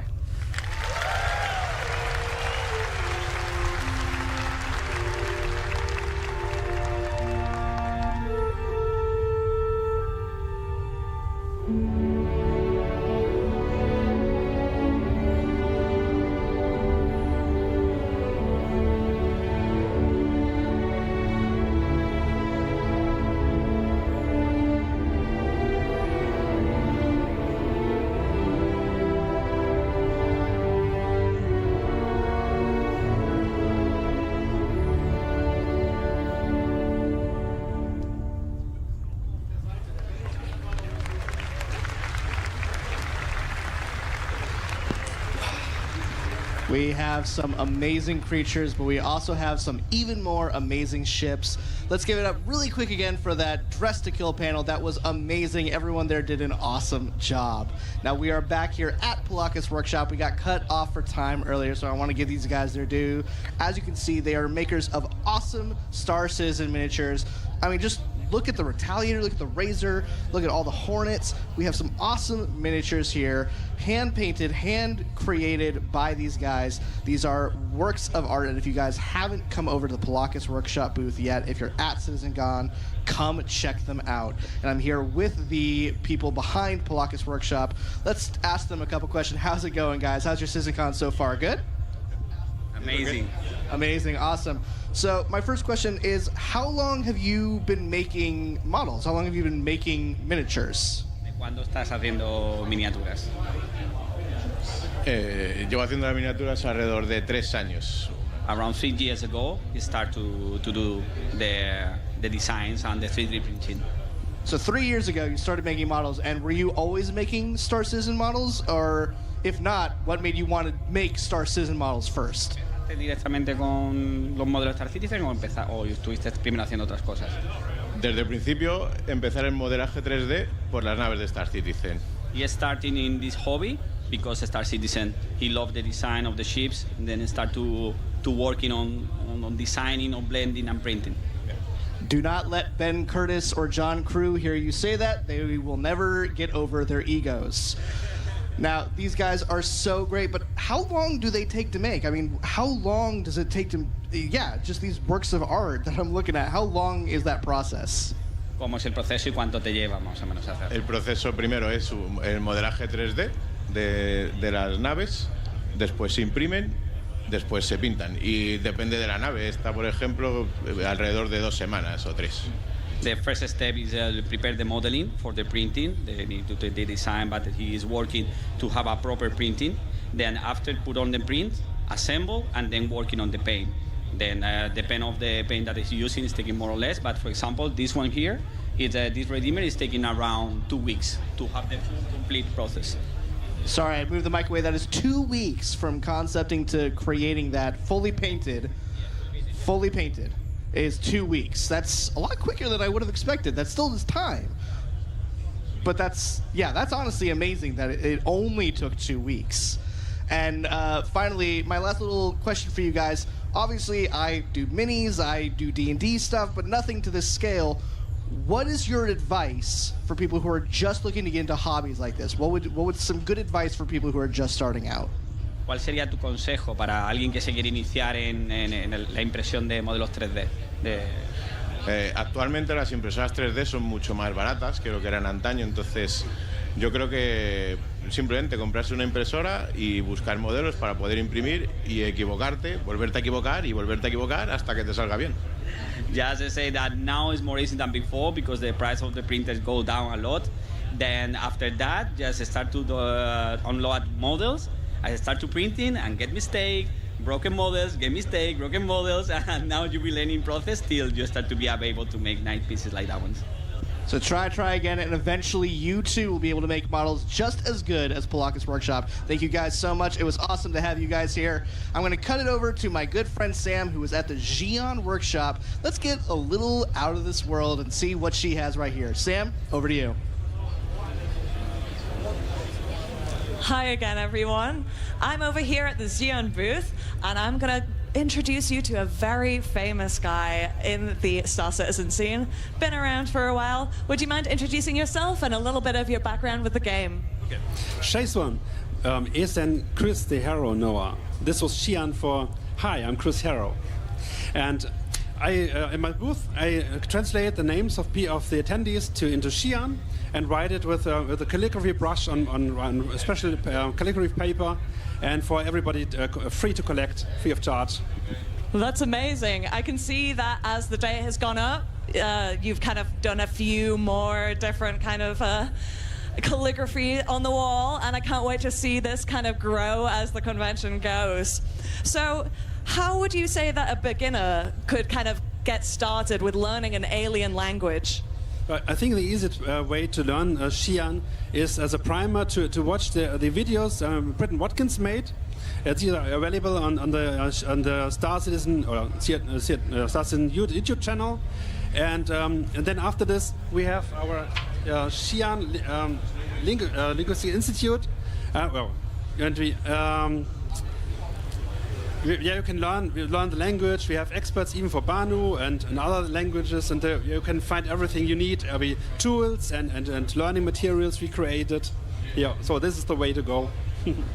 Amazing. So, yeah, you mentioned that you've got a few folks kind of coming to your booth. You're doing a little calligraphy for them. Are you just mostly doing people's names? What kinds of things are you doing with your calligraphy? Yeah, just the people's names. Sometimes, I think mostly phonetic translations. So because the alphabets doesn't match, there's no F in Xi'an, for example. They do have a little bit translations, but yeah, it's very interesting, and I think it's a very cool service for the community, for me. Absolutely. Well, it's an absolute honor to have you here yet again at CitizenCon, and I hope we'll catch you at more CitizenCons going forward. I'll pass you back over to Dan, who is going to go check out one of our other community booths. Dan? Thank you so much, Sam. Now, guys, it's been a long week. I think most of us here could use a drink, and no one does drinks better than Bar Citizen International. Now, you guys have been killing it this week. I don't know if you guys have been here in Manchester this whole week. There's been a Bar Citizen every single night, Monday, Tuesday, Wednesday, Thursday, and Friday. You guys went all out. You had an entire city block takeover on New Wakefield Street. I was there. It was massive. How many people were there again? We had about 2,600 people, which is 4 times larger than what we had in LA last year. So it's big.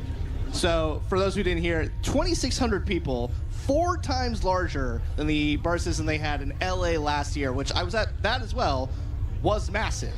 So you guys have been killing it with Bar Citizen International, but what are Bar Citizens? For people who maybe don't know, what is a Bar Citizen?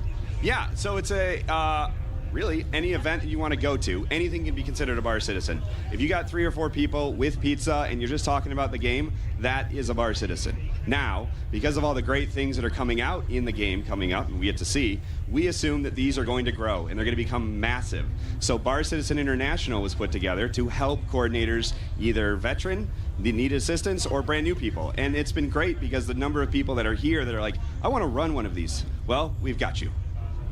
Fantastic. I know you guys have, registered events. Obviously, people can maybe go rogue and do their own. But how many registered Bar Citizen events have you guys had in the entirety of Bar Citizen International?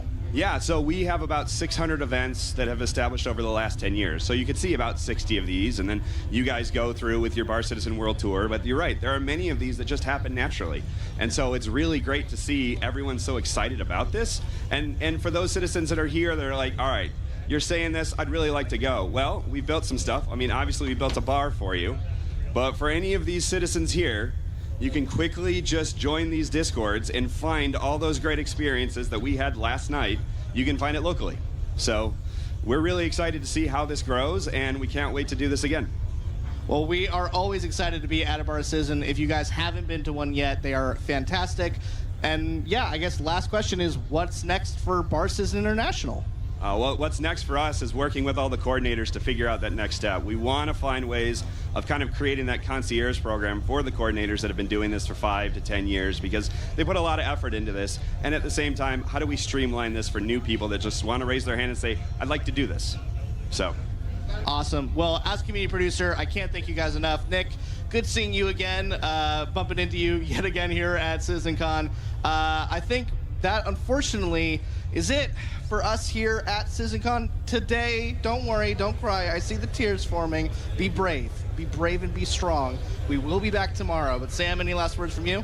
Yeah, it's just been such an honor to talk with all of the community this year, and I can't wait to show you guys some more tomorrow, so make sure that you tune in then. Yeah, and thank you once again to our sponsors Versa. Thank you again to VKB. Thank you again to Scan Computers. We could not have had CitizenCon without you guys. Thank you to Toby for your cosplay competition. You guys have helped make the CitizenCon the best one yet. And I think that's it for us. So from Dan and Sam here on the show floor, we'll see you guys again tomorrow. We have one more panel before the very mysterious redacted at the end of the show. Let's head over to that panel, shall we? Thanks again, guys. We'll see you tomorrow. Bye. Okay. I've almost got full mobility back. You know, when they tell you Chris Roberts isn't ready, go take a run. Don't take it literally. All right. Find also, quite frankly, if I may say so, find someone that looks at you the way that Scrap from Bar Citizen International looks at someone doing a CitizenCon interview. That was just so intense the whole time. All right. As they said, as Dan and Sam said, we have one more presentation left. It's a big one. Beyond Pyro. We're looking at what's next beyond our next star system, which just went to PTU, yeah? Viva Cati, all right. I've been in this world for so long. So please welcome to the stage one of my favorite people at CIG, and I don't say that lightly. A man whose last name took me 3 years to learn to pronounce correctly, and I'm still not entirely certain I did it. Please welcome to the stage Star Citizen's creative director, Mr. Ian Leyland.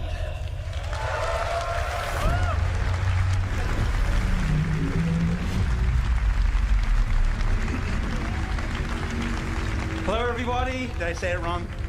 I did. Yeah, okay. I did. I still didn't get it. One day. Thanks, Jared. Hello, everyone. Wonderful to see you all. Thank you for coming out. Did you guys see that worm? Really cool. All right.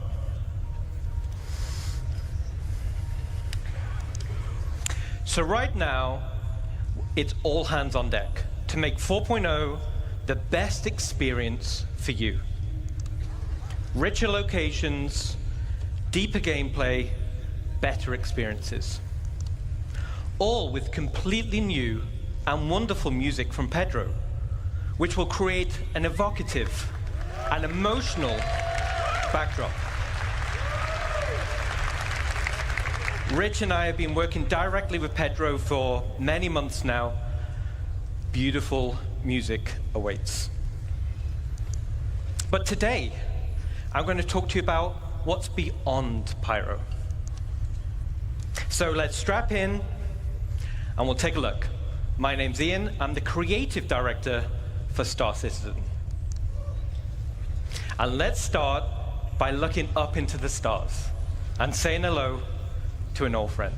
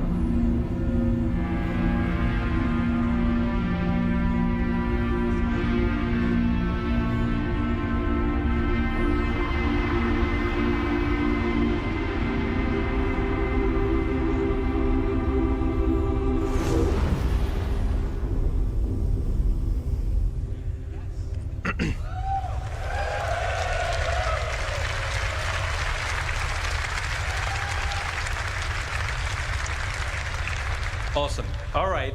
So this is Nyx system. Nyx was discovered in 2582 by Carl Larry during the height of the newly formed United Empire of Earth's territorial expansion. Its most defining feature, and the source of its name, is the sprawling black dust cloud. that occupies most of the system. The dust cloud severely hampers visibility and can interfere with your ship's scanners. This system does, however, border with Vandal space. So, visitors are being advised there are Vandal raiding parties hitting locations throughout the system.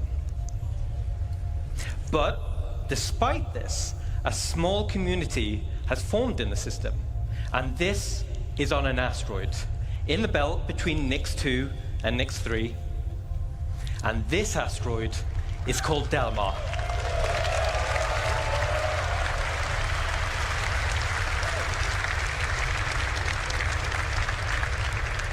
And here it is, hidden deep in the Glacium Ring. But actually, Delamar should be, and now is, an actual asteroid. And as it's an asteroid, the space is a zero-G location, giving a unique identity for a landing zone. So let's take a closer look at the main POI on Delamar.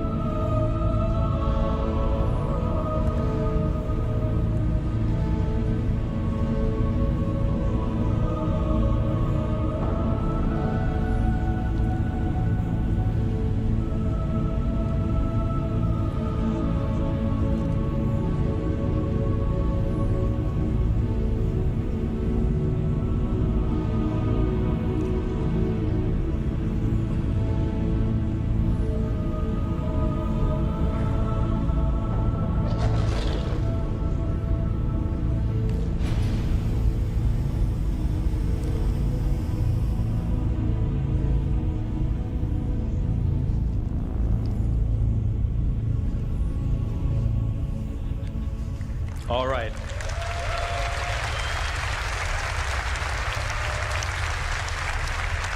Awesome, awesome. So, for all that remember, it's awesome to be able to say, welcome back to Levski.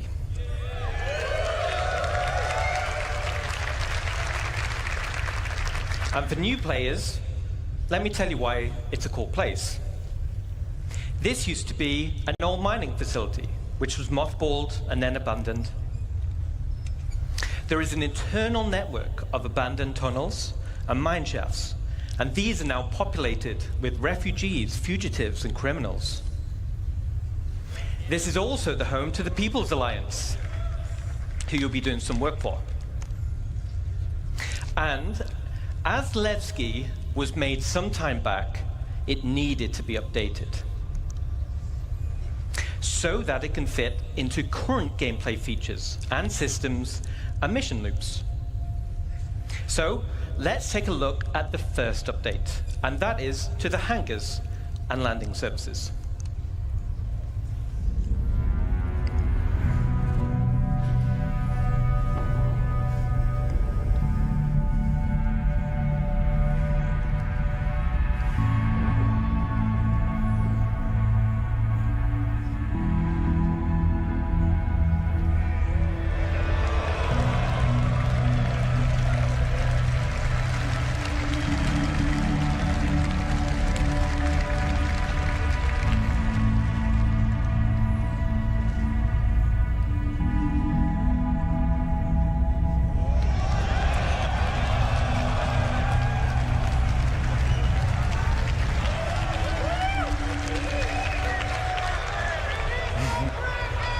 Release the Kraken!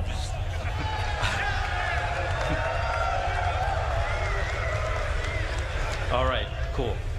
So Levski is still perched over the borehole, but now has a suite of hangars that are arrayed around and inside the borehole.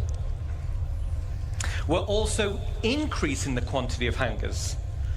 This is to meet the ever-expanding players per server to remove hangar wait times. And this pass will be done for all landing zones in the game right now. And for players that don't want to store their ship, docking services will be added high up on the cliff walls. Now, other than hangars and docking services, there are other ways to enter the location, which are also getting new updates. Let's take a look.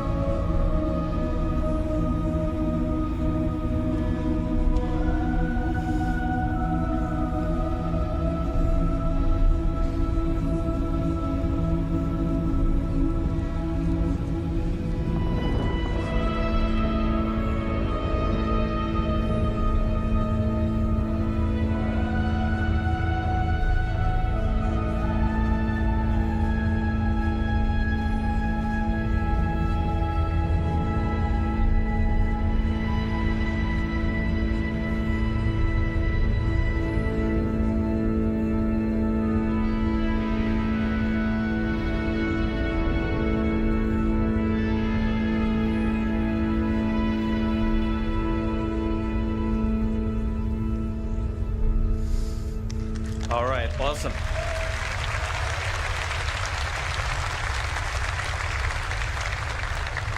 So around the main entrance, there's still gravity plating for on-foot access. And these will lead to open landing pads for quick drop-off and pickup.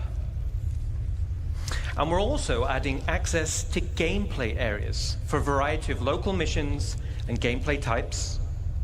And as you saw in the video, there will be banks of exterior freight elevators. These can be used for quicker gameplay loops without requiring hangar services. Now, as this is a zero-G location, it also gives an opportunity for another type of specialist freight services. Let's take a look.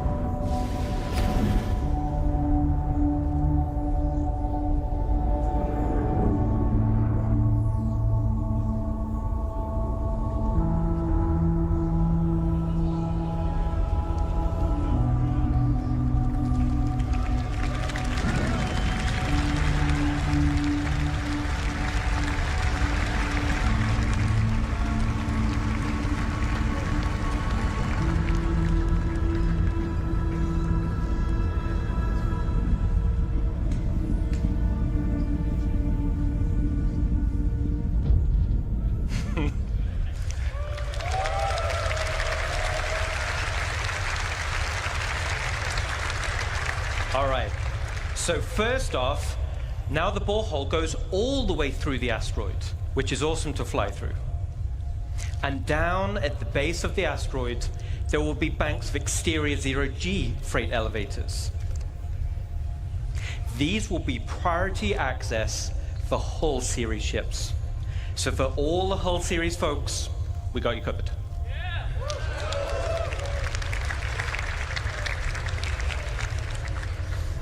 The same functionality is also coming to space stations in both Stanton and Pyro.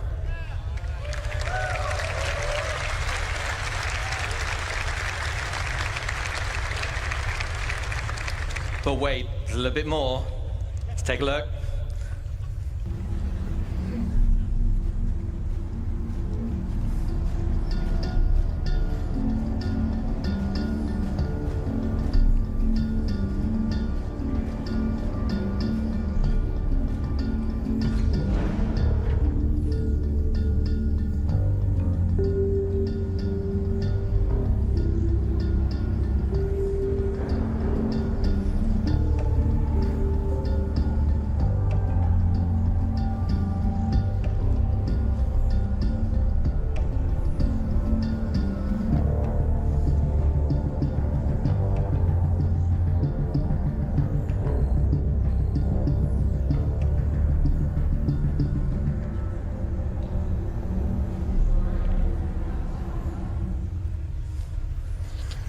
All right, cool.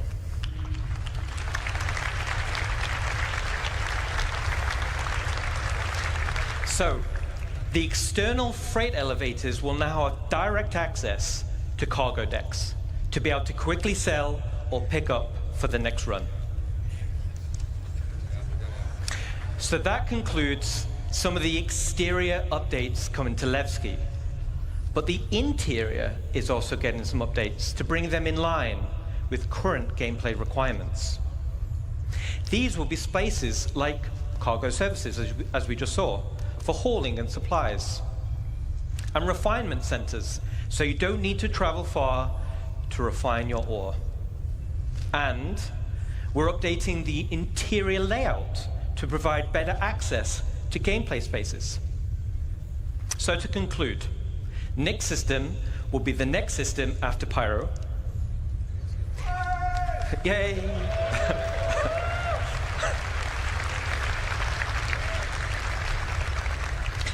Delamar is now a physical asteroid with a 0G play space. All right, not so much. And we're updating Nevsky to fit current gameplay mechanics and gameplay loops. And most importantly, we're adding local areas for gameplay content.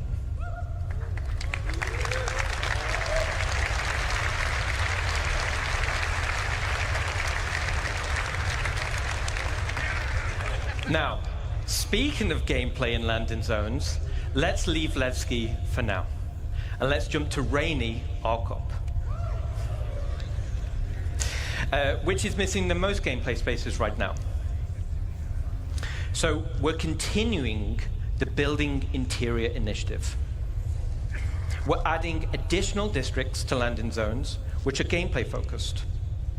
These gameplay areas will interweave with the landing zone, but ultimately will be independent.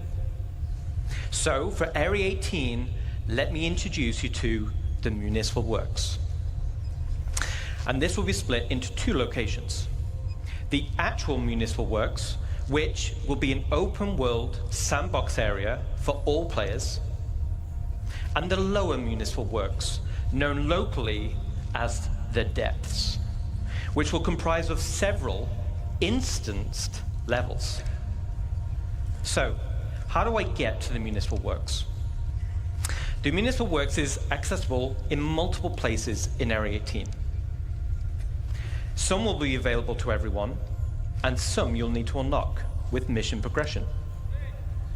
As an example, here's a map of Area 18 Central. And as I said, there'll be various access points throughout the landing zone, and some will be easier to access than others. These access points will lead to transit systems, taking you deep into the underbelly, eventually reaching the Municipal Works. And the Municipal Works will have spaces like maintenance, filtration, and the sewer network, which is what we're seeing here. It's a very exotic place. So down here, it's an open world sandbox for you and other players, very similar to contested zones in Pyro stations. It's an area to do local missions, like exploration, repair, or even pest control. But the main purpose is provide access to the depths. And these will be instanced areas. So, what is an instance area? Well, an instance area works in the same way as an instanced hangar. And as the name says, it's a separate space for you and your group. But why do we want to do this? This gives us the ability to create tailored missions that will provide a mixture of content like combat or exploration or puzzle gameplay, and fundamentally allows us to design challenging, meaningful content.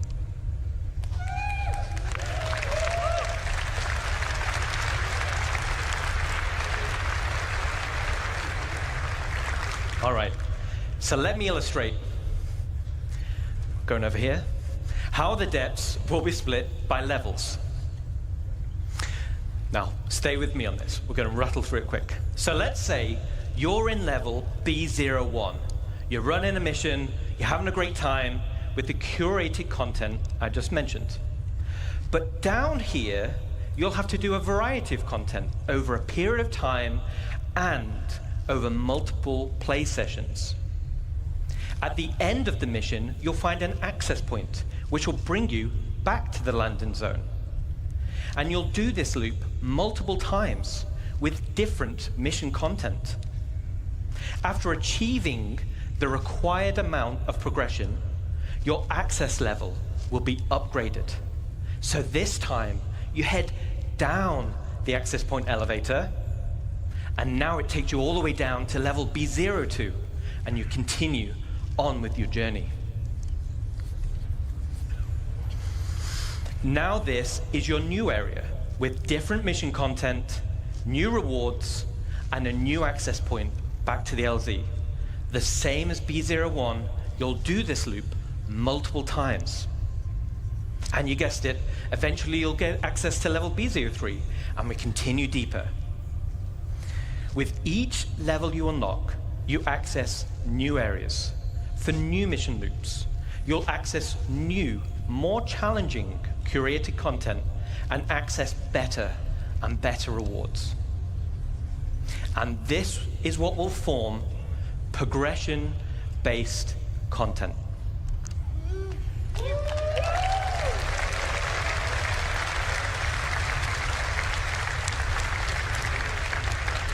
So as I just described, was a very condensed version of an actual play sessions. But this still describes the unique gameplay experience. Landing zone areas which will offer long-term gameplay progression. So that concludes this section on gameplay spaces for landing zone. We're excited to show you more. All right. So we're going to head away from Arcot for now. Let's look again into the stars. And now we're going to talk about solar systems. All right. Stanton system was the primary system in the game. It serves as a lawful system. It's protected by the UEE and will continue to be evolved and updated as we balance it with other systems. Then we have Pyro system, which we've spoken about at length, and this will serve as the primary unlawful system and is the perfect contrast to Stanton. Then, as we just saw, we have Nick's system. It's not a totally unsafe system like Pyro, but it depends on where you go, as it borders Vandal space. See that little bit of red? That's Vandal space right there. And the UEE does not protect this system. But we've got a little bit of space there, haven't we?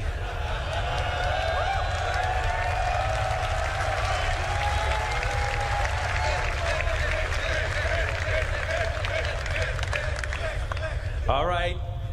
I thought he was saying click system then. I'm like, well, I'm not sure about that one. All right. but we got a bit of room at the bottom, so it would be a shame not to fill it in with something, right? So if we get a big cheer, we'll reveal the system. Are you ready?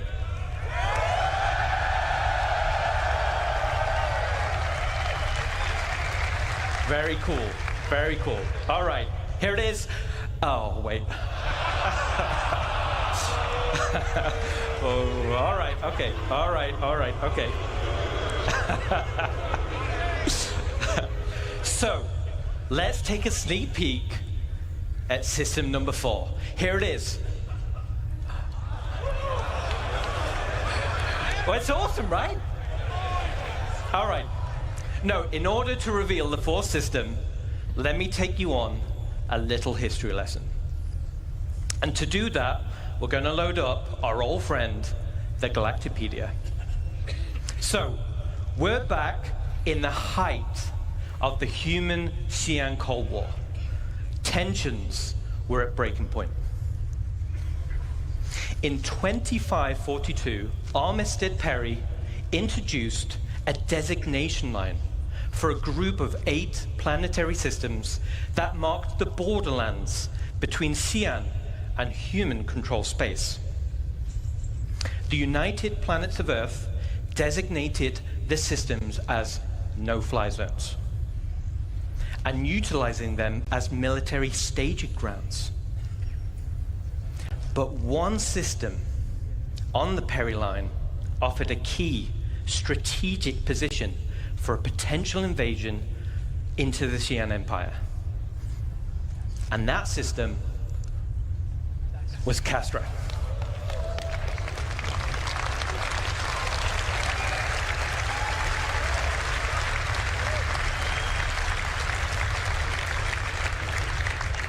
But luckily for us, war was averted, the Perry-Line Pact was signed, which was a peace treaty between the now UEE and the Xi'an Empire, so the Cold War ended.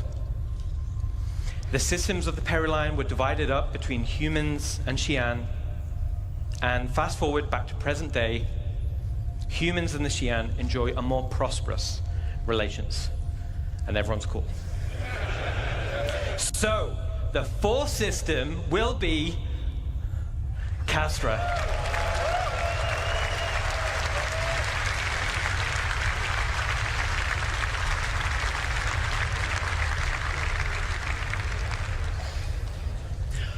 History lesson's over, so let's jump in and find out a little bit more.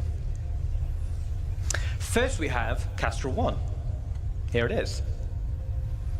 Castra 1 is a dead, coreless planet because it's too close to the sun to be terraformed for human habitation. So instead, the UEE Navy used Castra 1 for target practice, giving it the nickname of Bullseye. All the weapon testing throughout the Mesa era has left Bullseye covered in craters. And as you can see, it's super toxic, meaning ground exploration will require high-end environment suits. And as you saw in the weather demo, raging storms will create difficulty of access, giving risk and rewards for adventurers seeking unique minables and other items. Okay. Then we have Castra 2.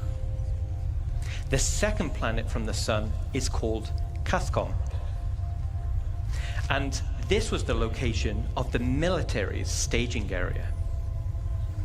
Since the system was opened up to non-military settlement, it has since become a center of trade and tourism, but is still considered an Earth-centric traditionalist system, which prizes citizenship above all else. Let's head down to the surface and check it out. Breaking through the clouds, you'll find a landscape full of Great Lakes and lush crimson forests. And as you saw in the CTG presentation, you can see how we're going to make these worlds with the new technology.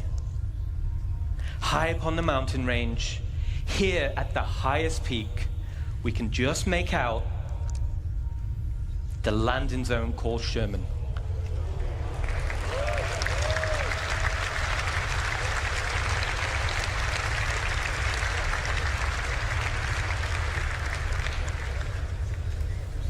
which is fondly known by its residents as the island in the sky. Sherman is currently in pre-production, but I wanted to take the opportunity to show at least a sneak peek. Let's take a look.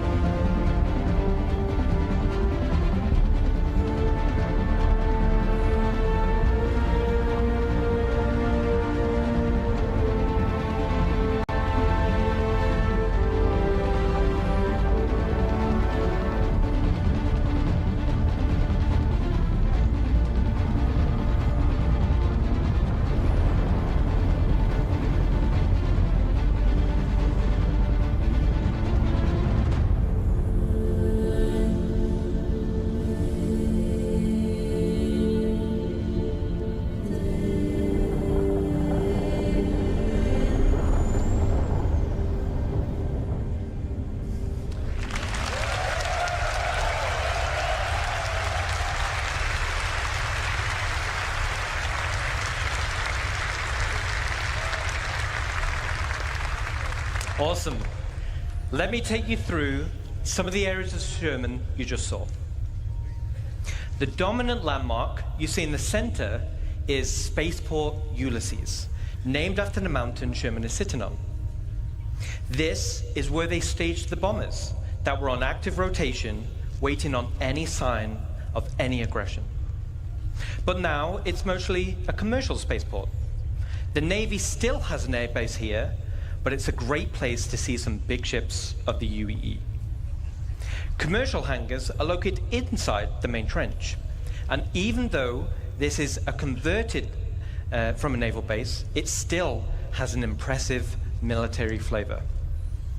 And speaking of military flavor, the original AOV-9's anti-orbital cannons are still present around the defensive walls, with most of them being decommissioned once it became a civilian city.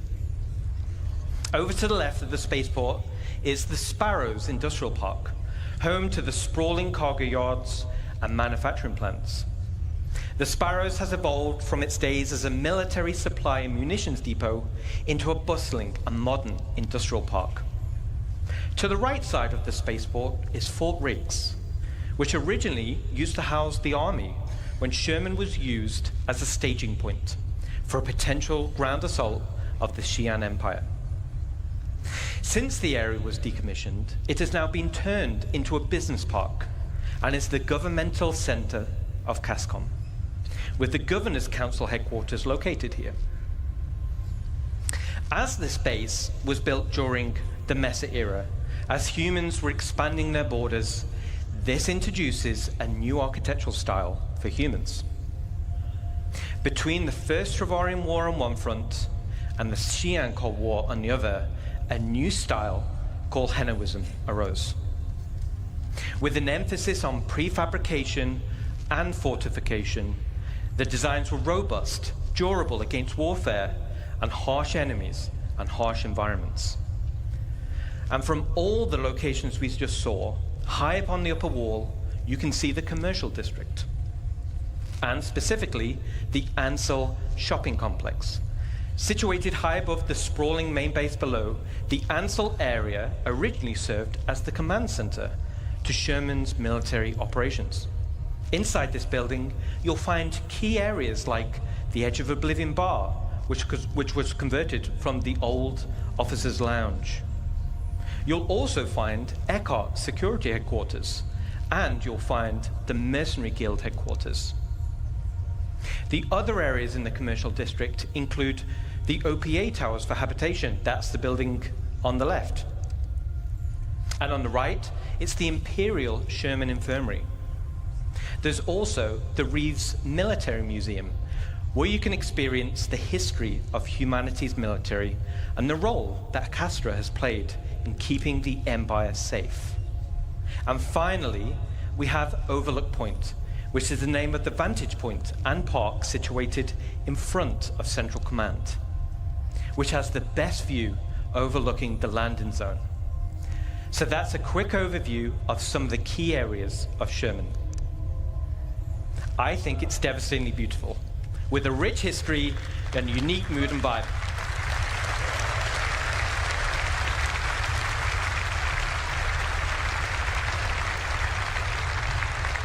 Awesome. So before I go, I want to thank you all.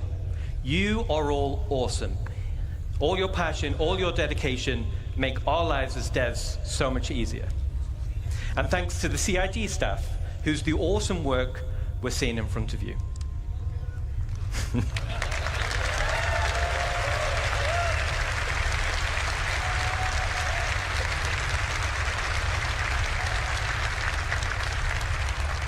So thanks again.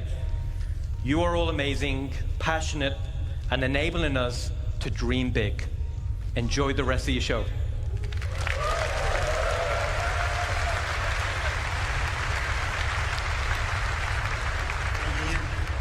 I'll just do that. All right. That was awkward.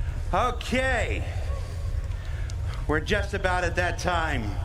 Before we get there, I do have a couple announcements. Now, this time last year, I did a couple announcements and it made a couple people upset. I used this opportunity to call out a couple people who bothered me. Mostly, I just want to say the ground floor and the first floor can be the same floor. No, we actually do have some actual honest-to-goodness announcements. Two of our partners, Scan Computer and VKB Joysticks, are doing giveaways for the people here exclusively. Now, there are numbers on the challenge coin that was in your swag bag. I'm getting this data as I'm here, so bear with me. So everybody should pull out your coins. Yeah. And I'm going to call out some numbers. And if your coin matches this number, you're going to find Dan. He's that guy over there with the bouncing thing. There we go. And he's going to give you your prize. So the first prize is for a set of VKB joysticks. The number we're looking for is 2272. 2272. Anybody? Yeah, all right, well, pass it along if you find 2272 VKB joysticks. A second set of VKB joysticks, 3404. 3404, you can head on over there and pick up your VKB joysticks. And the grand prize is a computer from Scan Computer, they're a vendor here, built into a Kovalex shipping box.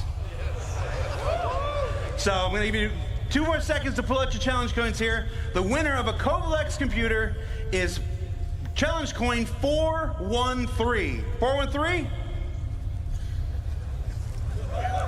What? You get it? All right. Find Dan over there. If you don't claim your coins, hey, I'm just doing the thing. It just says the thing right there. I'm just reading the thing. All right, guys, it is approximately 5 o'clock. If you check your CitizenCon schedules that were handed to you inside your gift bags, at 5:30 is our special redacted portion of the show. That gives us approximately 30 minutes. So 30 minutes to stretch your legs, to get something to eat, to buy your last piece of swag, to check your challenge coins, and go and collect your swag if you need to. And then at 5:30, I said it before, I'll say it again, don't let any force on this earth stop you from being in these seats. We'll see you at 5:30, everybody.